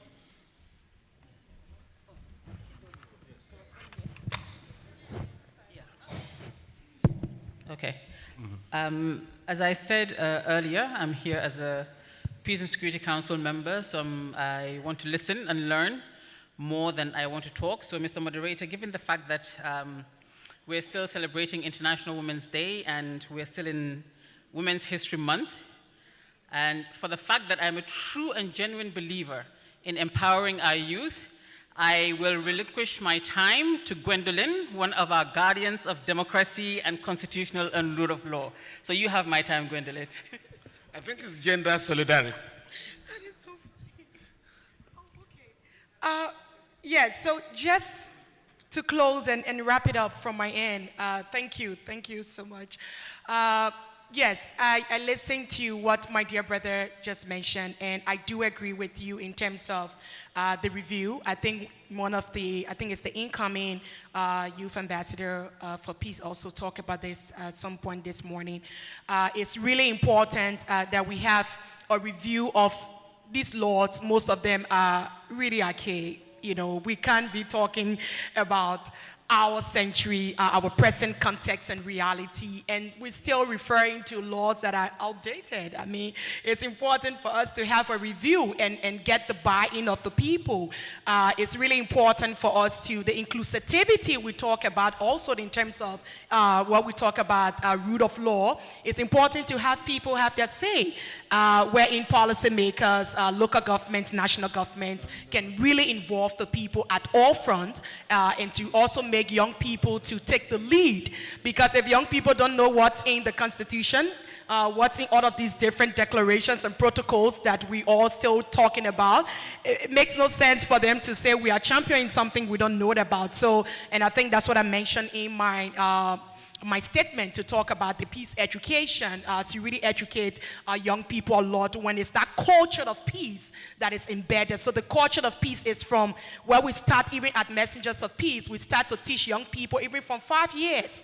In our programs at Messengers of Peace Liberia, we have our children peace messengers. So in as much as we have the youth peace messengers, we have children peace messengers as well, because we are teaching young people, we are teaching children to know exactly what it is to have that culture of peace embedded in them, so that, once we are pushing for YPS, the children will take on YPS, and as we move on to DPPS, it's a whole transition plan that we have, and it's something we're not going to stop here. It's a process, and we're very committed to it. And I will continue to say, rest assured, this continent will continue to move. We are here. Thank you. Well, I think specifically, I've been challenged to find out how the institutions of democracy can work. When I said in the morning that some of the institutions may have to be abolished, I was speaking rather metaphorically. Unless you have a revolutionary government, it's difficult to abolish the police, for instance. But you can have people's police if you want to abolish the neo-colonial police force. But through our struggle, we can also reform. And through what I might call comparative studies, what is going on in Ghana, what is going on in Senegal, can we take that to our respective countries? For instance, in 1992, in Ghana here, it was part of the colonial thing of not allowing opposition parties to protest without the permission of the IGP. Now, the opposition party then wanted to protest. The Inspector General of Police said no. That's the case of IGP and MPP. The party went to court, and up to the Supreme Court, the court said, no, this is a relic of colonialism. Even in England, that brought the idea to us, they don't ask for police permit before they can protest. So we had a problem in Nigeria. And when I settled that case to a Nigerian judge, this was in 2008, 2006, he said, what do you mean? You mean Ghana abolished police permit in 1992? No, we better abolish it here. And that was what happened in that case. And when the police went to the Court of Appeal said no. Ghana abolished it in 1992. So why should we retain it? And so, from there, the parliament was mobilized to now abolish police permit. Now in Nigeria, all you need to do is to inform the police, we want to demonstrate. And the police will ask you, where is your route? So recently, the Attorney General of Nigeria wrote to the Nigerian Labour Congress, trade union, the leading trade union, you cannot protest. And as their lawyer, I simply wrote to the Attorney General, this is the state of law in Nigeria. If you insist, I will report you to the disciplinary committee of the bar. So we can get the institutions to work, but we have to be very alert. In the case of women, I think about 3 years ago, my wife went to court. She's also a lawyer, on behalf of some women organizations, to enforce a policy of government which provides that in the state of affirmative action, not less than 35% of public positions will go to women. Of course, the judge upheld that policy. But unknown to the women, the National Assembly members amended the Constitution to say not less than 10% positions will go to women. Now, we now have to look now. They're going to go back to court. That in South Africa and Ethiopia and Rwanda, it's 50-50%. So as soon as a statement was made to that effect, I think one of the states, Kwara State, even a Muslim-dominated state, I said, no, in this state, it will be gender equality. So you have the same number of commissioners, almost like ministers, female and male. So we just have to learn from what goes on in other parts of the country. Can we wrap up? Just the last point.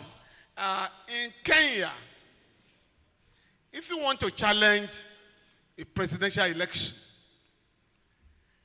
from the day the case is filed, it must be determined within 14 days.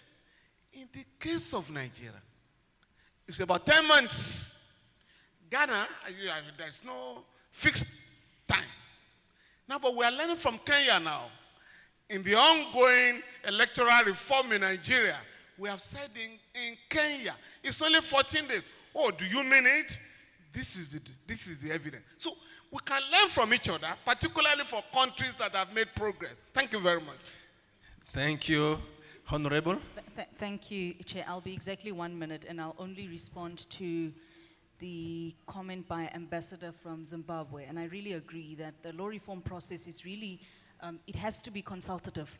And sometimes the consultation hurts for those that actually want to amend laws. So what we have, and I sit on the Committee on Constitutional and Legal Affairs, we have to go out to the constituencies to consult before we do law reform. We have to consult the churches, we have to consult the trade unions, we consult the civil society organizations. And based on that, that is how the law reform process is driven. We wanted to renovate Parliament a couple of years ago, and the people said no. And we sit in that old building. We continue to sit in that old building because it's a consultative process. When the civil societies organizations were pushing for radical LGBTQI rights, for example, an alarming majority of the country said we are not ready for that yet because we have issues of poverty, we have issues of youth unemployment. So I really agree, and I appreciate that point. The lawmaking process institutionally must be consultative for it to be responsive to the people. Thank you. Thank you so much. Dr. Jonathan? Yes, 1 minute as well. 3 issues. One on institutional design by my sister Tayo from Nigeria. And then 2 constitutional making from South Sudan.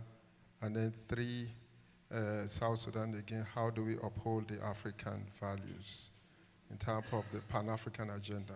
In terms of institutional design and management of our state and democratic institutions, there are examples on the continent.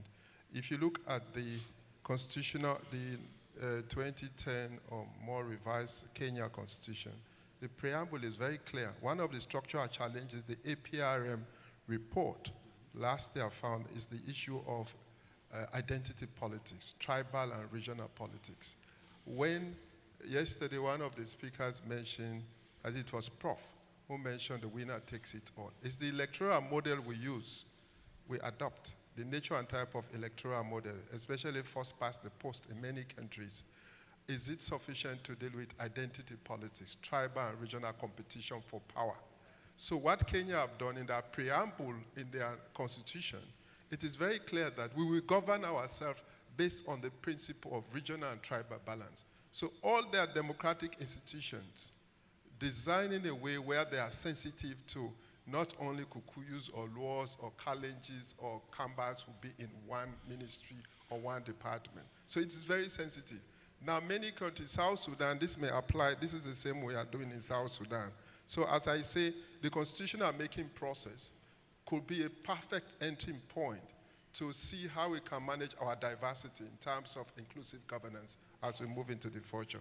Lastly, upholding the Pan-African dream, the Pan-African dream to, we ECOSOC, we are now pushing our civil society constituency to work with our Director for Governance and Conflict Prevention in PAPS, our sister, to advocate for enhancing the process of fast-tracking the guideline for national constitutional review process. This is desperate As I speak, my country, Sierra Leone, is now reviewing their national constitution.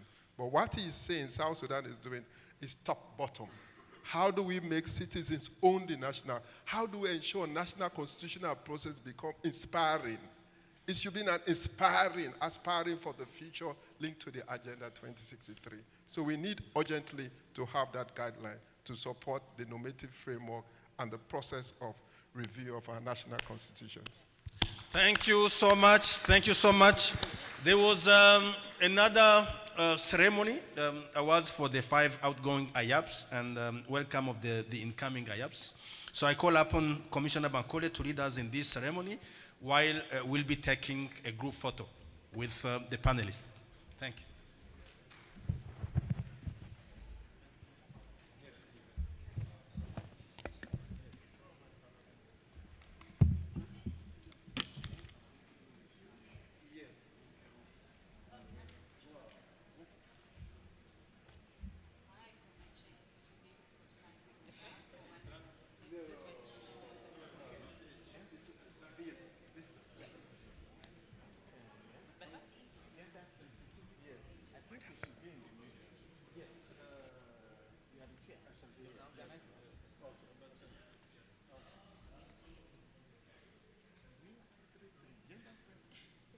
Thank you very much.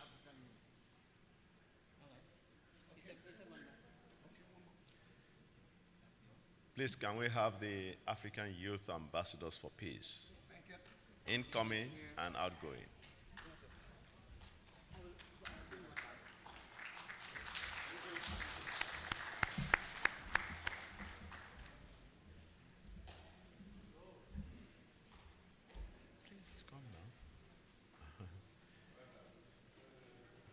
Excellencies, ladies and gentlemen, it's time for lunch, so we are just going to make it very, very swift.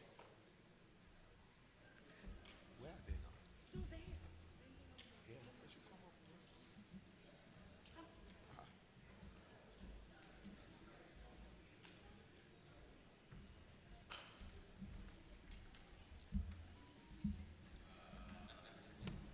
Excellencies, the African Union, about 5 years ago, established a cohort of 5 African Youth Ambassadors for Peace. These ladies and gentlemen from our continent, 5 regions of our continent, have continuously served us meritoriously and with dedication. And deliberately, we chose this particular panel for this award. We did not do it in the high-level segment because we are convinced of one thing. Imagine what anyone would have said. The true watchdogs, the true guardians, the true custodians of democracy in our heart should be the youth. Please give them a round of applause.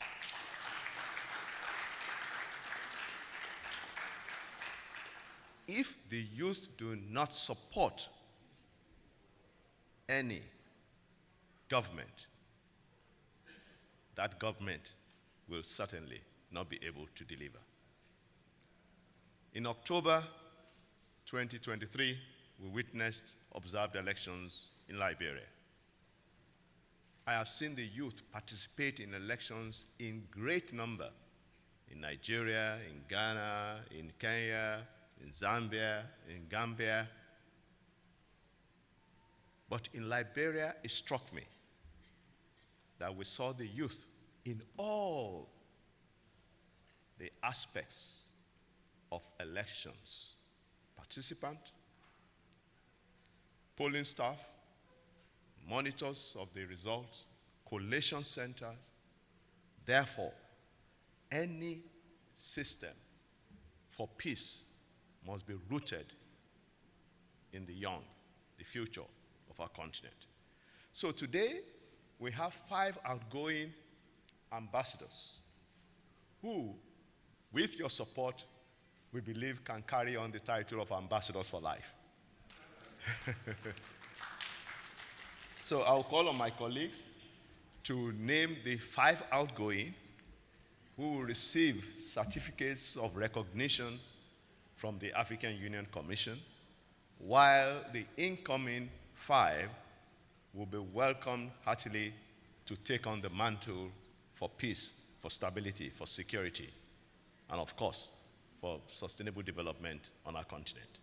Effective governance for us means peace dividends. And these young men and women serve as the embodiment, the symbol of that aspiration. Gloria.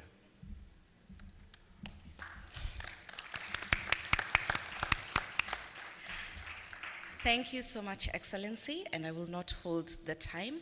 I will call on 4 of the IAPs who are here. One, who is the West African IAP, is currently going to Senegal for the election observation mission, but we will recognize the 4 who are present. I will now call on Ms. Diana Chando.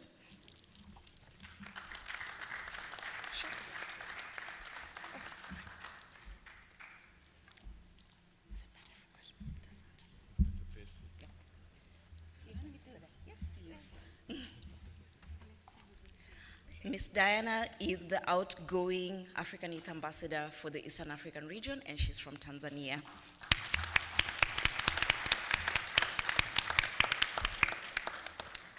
Thank you, Diana. I will now call on Mr. Christian Achaleke.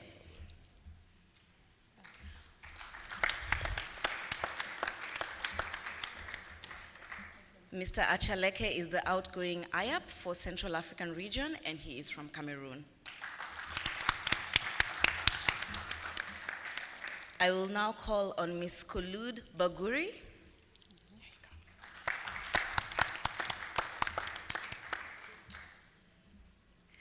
Ms. Kulud is the outgoing IAP for the North Africa region, and she's from Tunisia. And I will now call on Ms. Cynthia Chigwenya.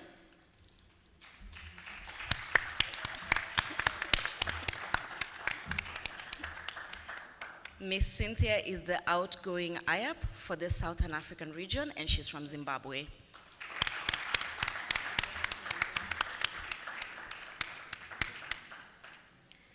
And I will also recognize in absentia Mr. Mohamed Kunta, who is the outgoing IAP for Western Africa region, and he's from Sierra Leone.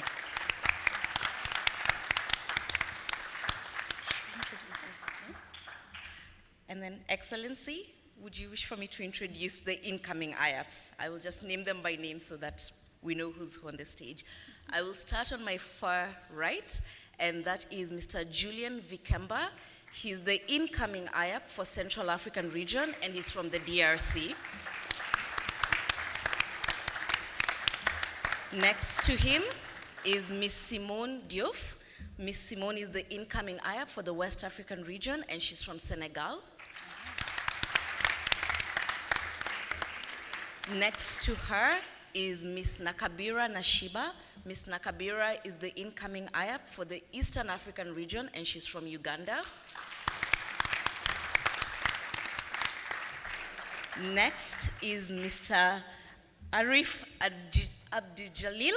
Mr. Arif is from Algeria, and he's the incoming IAP for the North Africa region. And finally is our incoming IAP for the Southern African region, Ms. Mpule Getsi, and Ms. Mpule is from Botswana.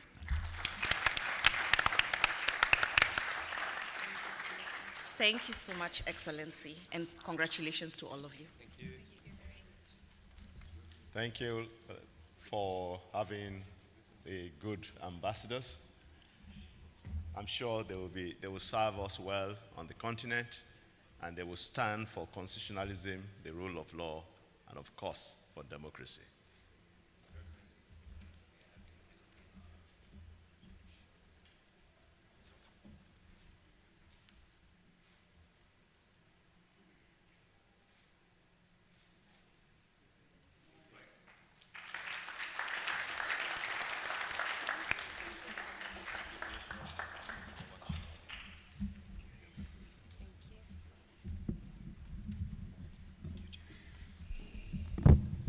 A round of applause for them once again. With time reading 2:35, democracy is like two lions and a lamb voting over what to have for lunch. The results are obvious. Lunch is as follows for all our speakers, for all our commissioners. Yours is the VIP area just above the flight of stairs, not where we went yesterday, but once you reach the stairs, you move up again on the second floor. That's where we're going, not the third floor, the second floor. That's for our VIPs. All others, yours is the bar area at the reception, just at the foyer.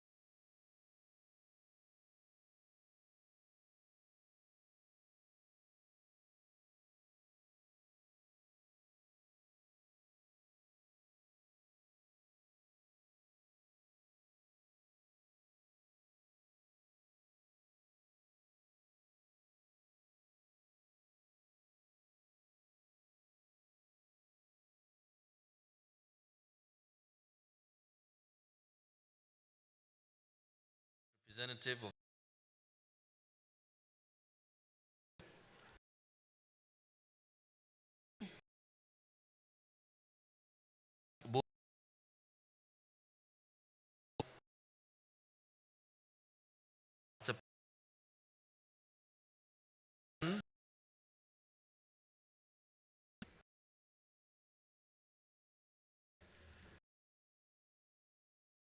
Center for Peace,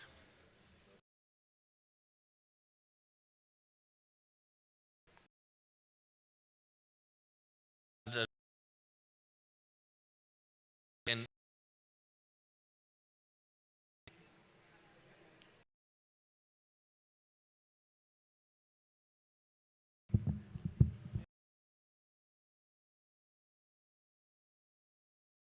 final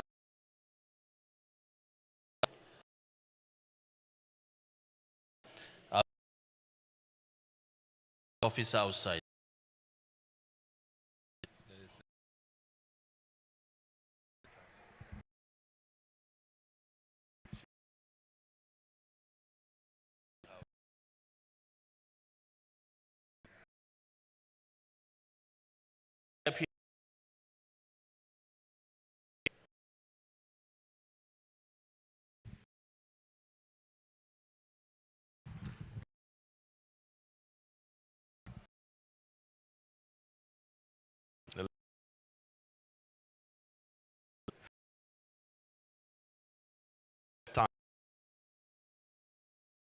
Having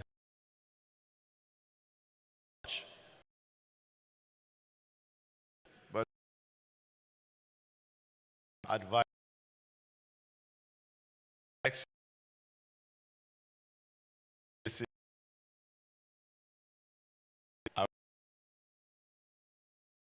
standing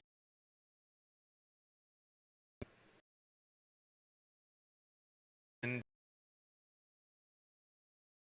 is but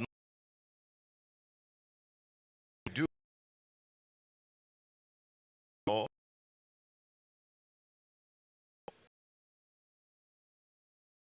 the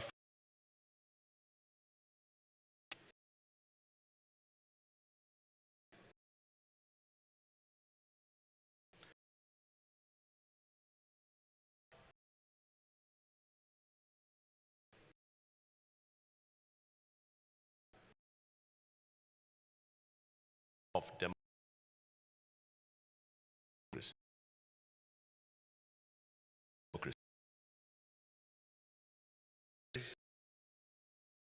How do these all fit in to the pour souligner.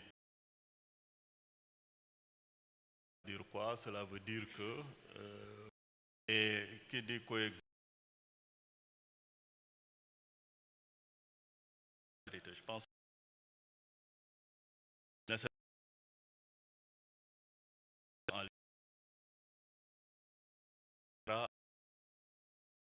de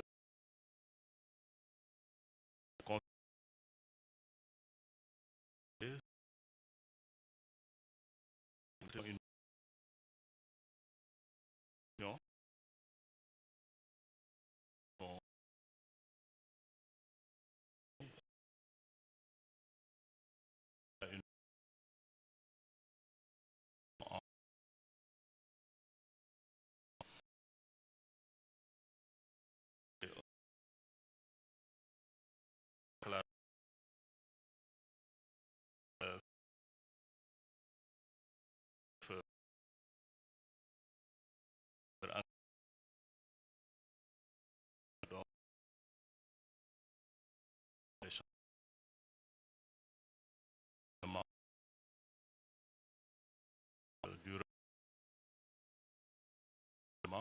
de conflit de compétences.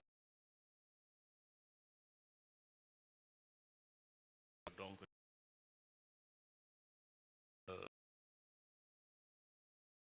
je été posé de facile. Il s'agit donc la déclaration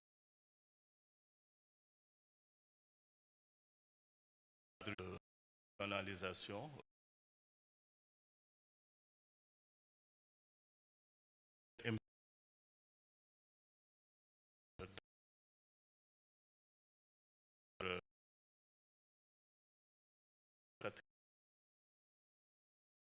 Et le rapprochement, la coopération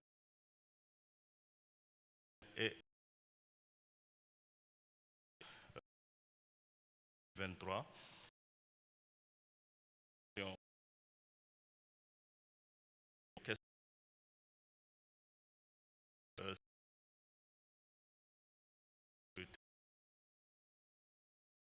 Le changement,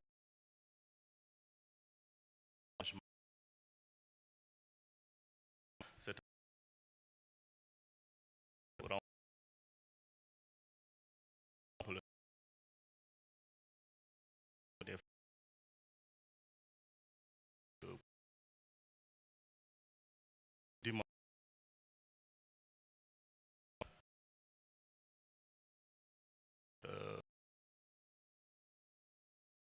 efforts.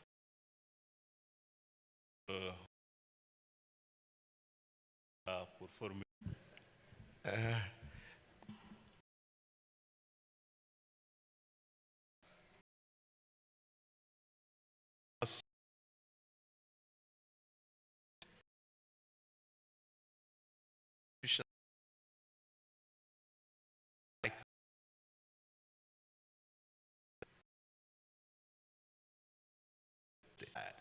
The Lome Declaration was also at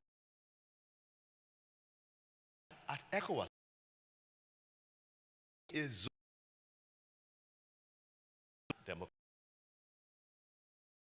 it is fair.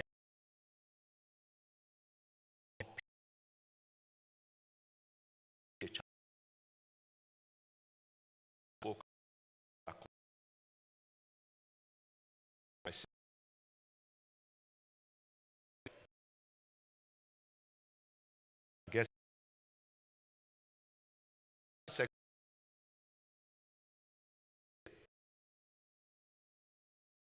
that you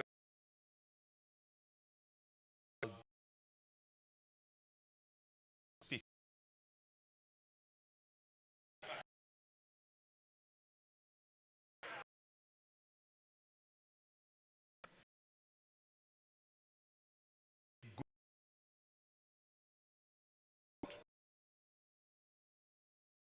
Union is that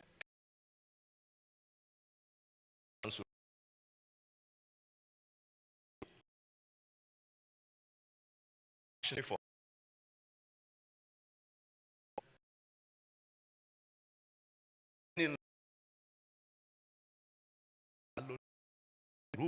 in particular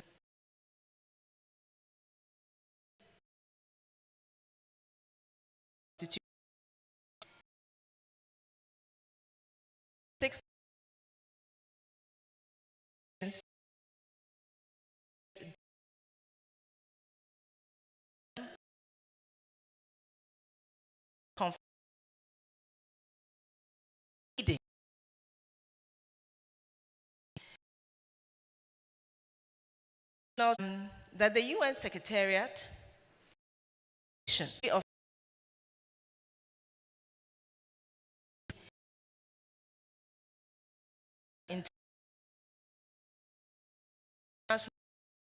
opportunity to the national changes of government, find drivers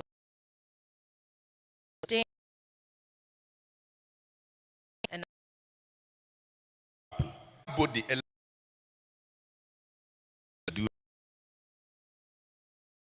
lawyers, whether it is, I think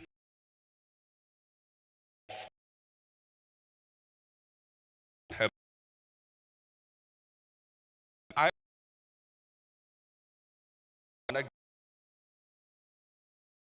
have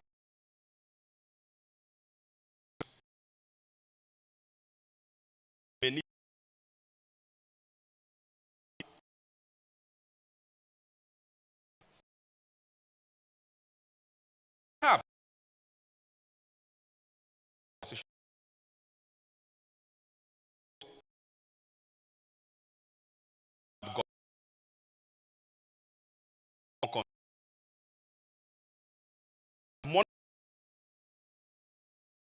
talking about their ability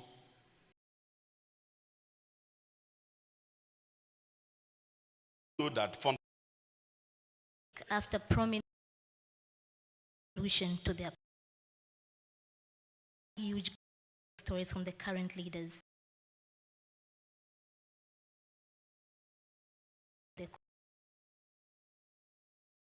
Like Mr. told us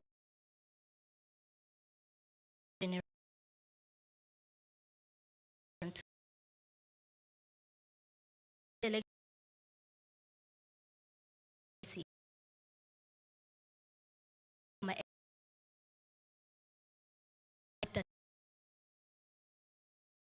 I said not the there are many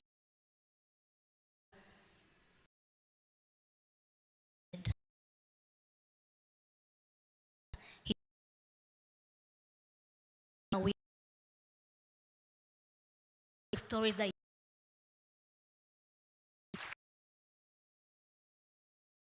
and also the PSC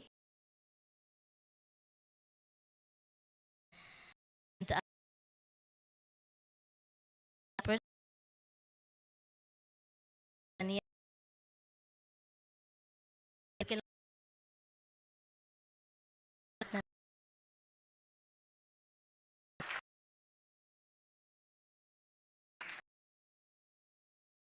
Multilateral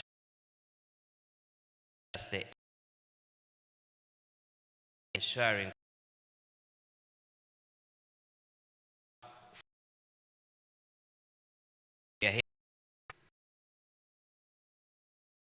the question for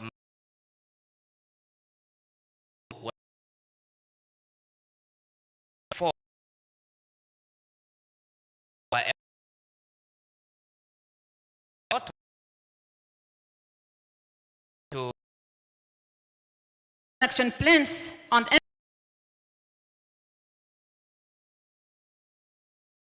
will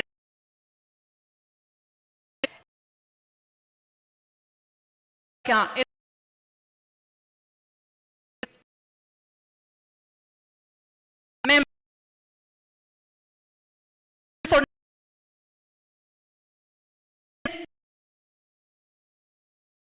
because of deployed in be involved as well as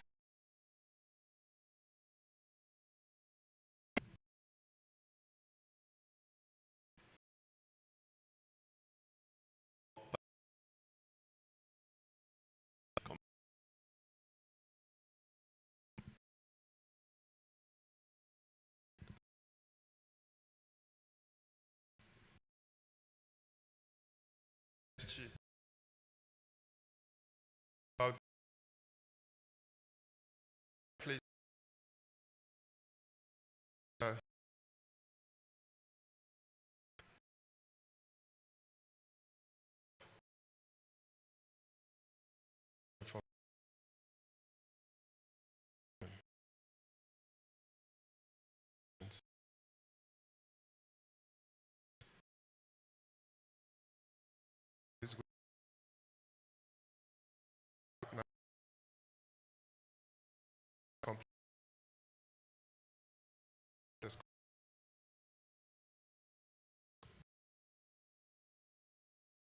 much.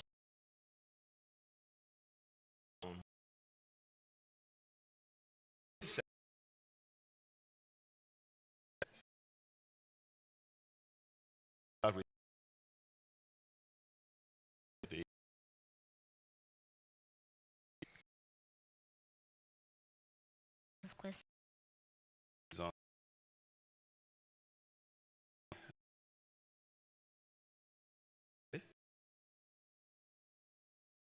An early warning system for the election.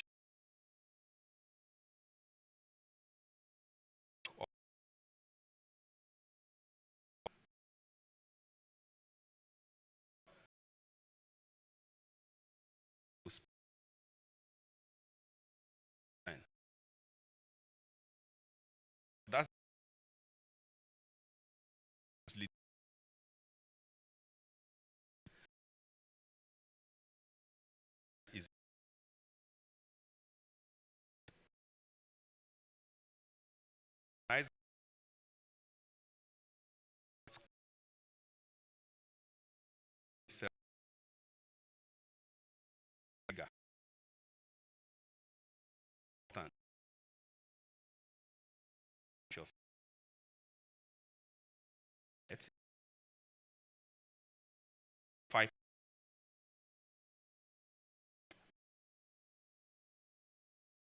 And I understand it is not also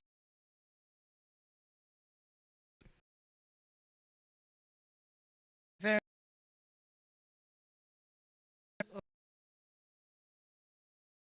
my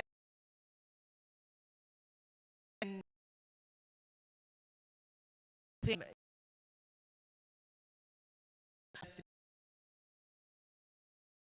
bed plan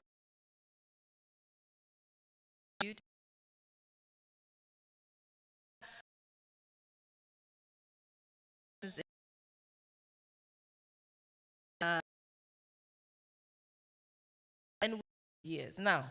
And okay.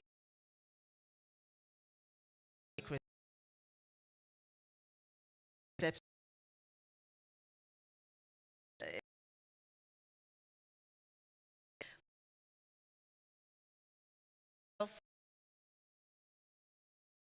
And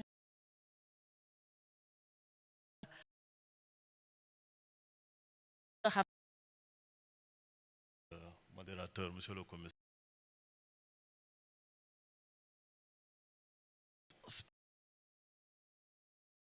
Qui ont donc donc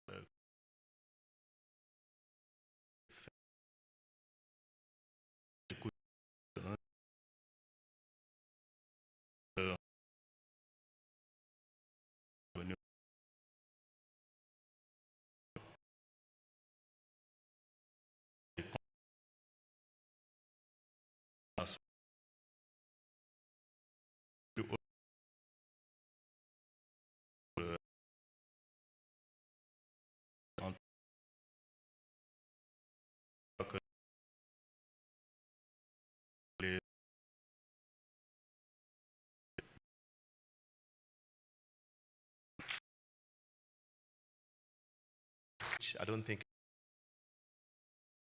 that look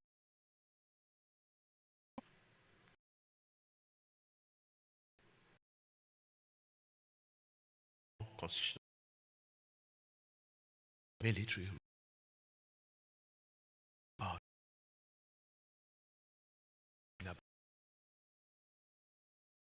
this society.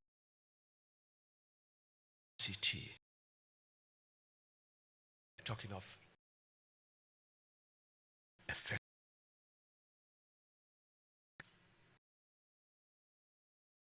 Only one country in the world today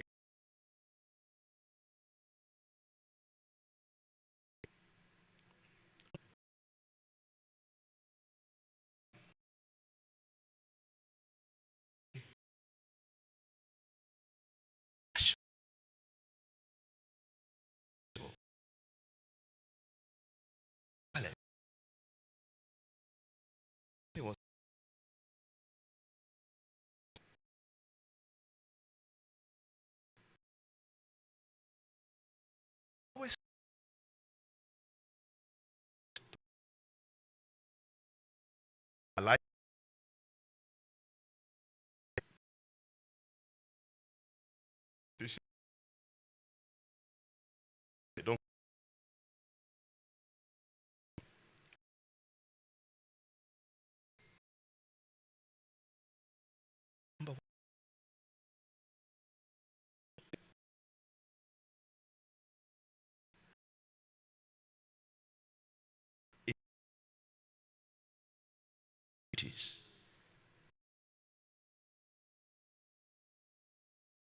this best panelists. I wish you could. But the glory.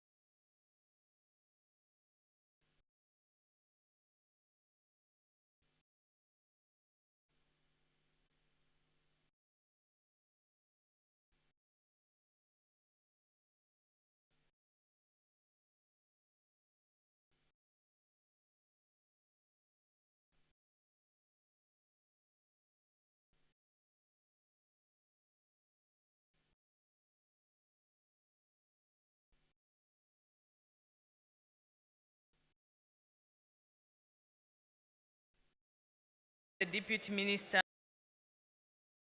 of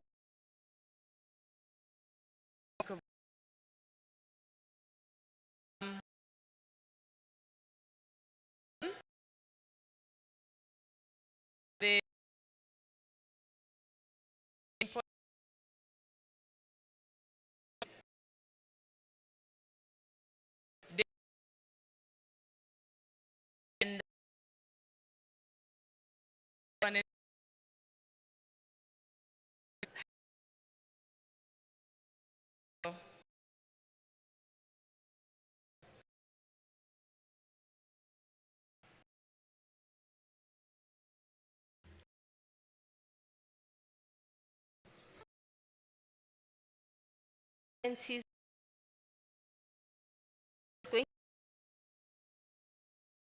going so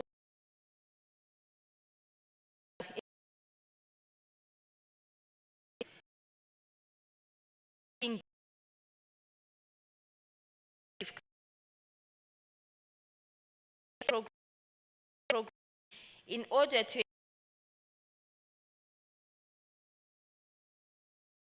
number 7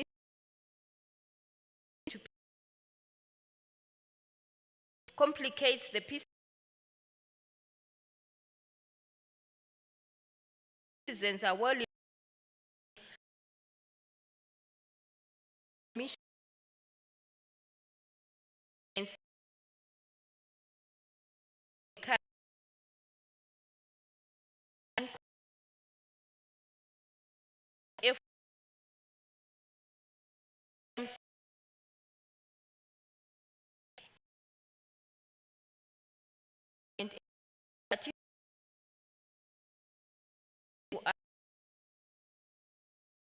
and hence and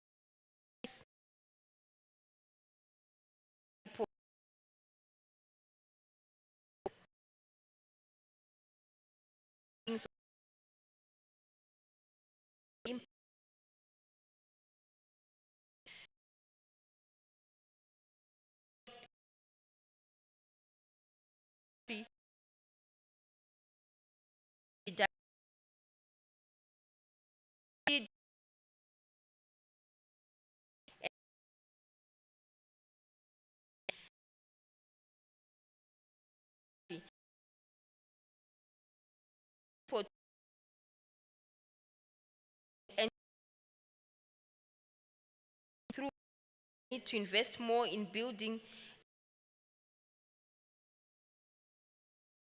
ranging from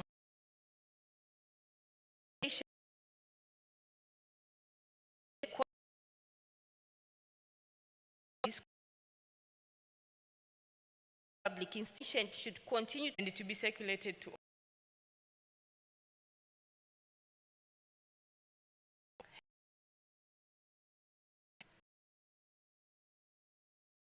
all Kenya.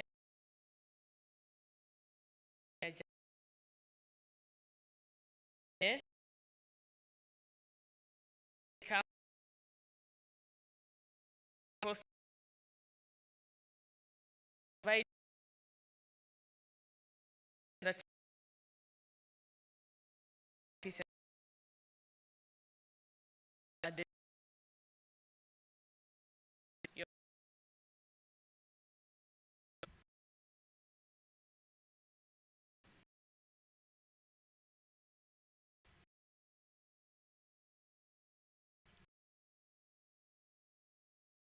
Security Council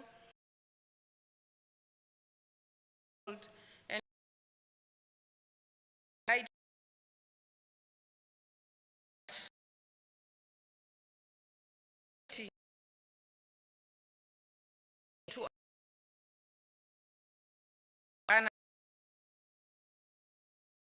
to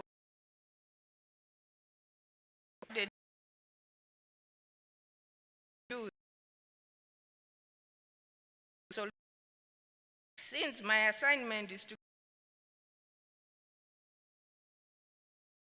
appreciate silencing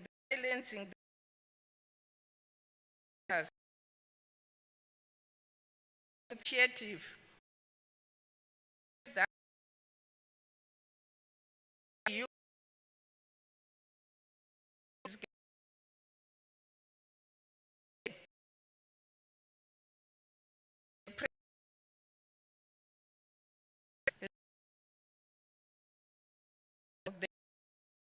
that is to end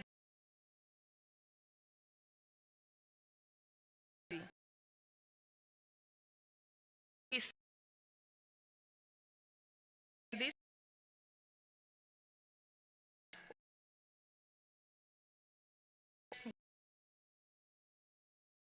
not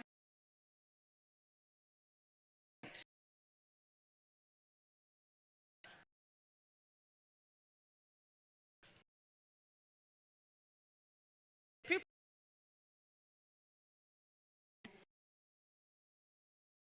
my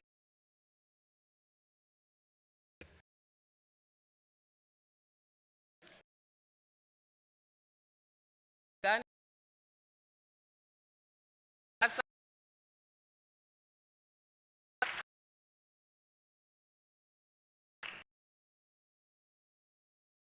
must to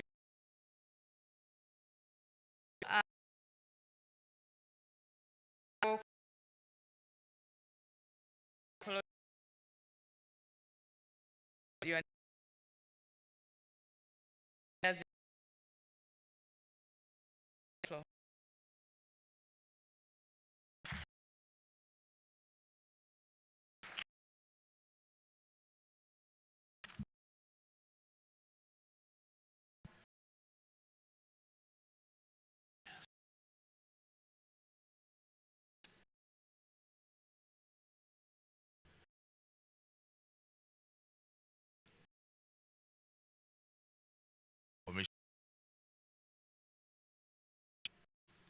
your dedication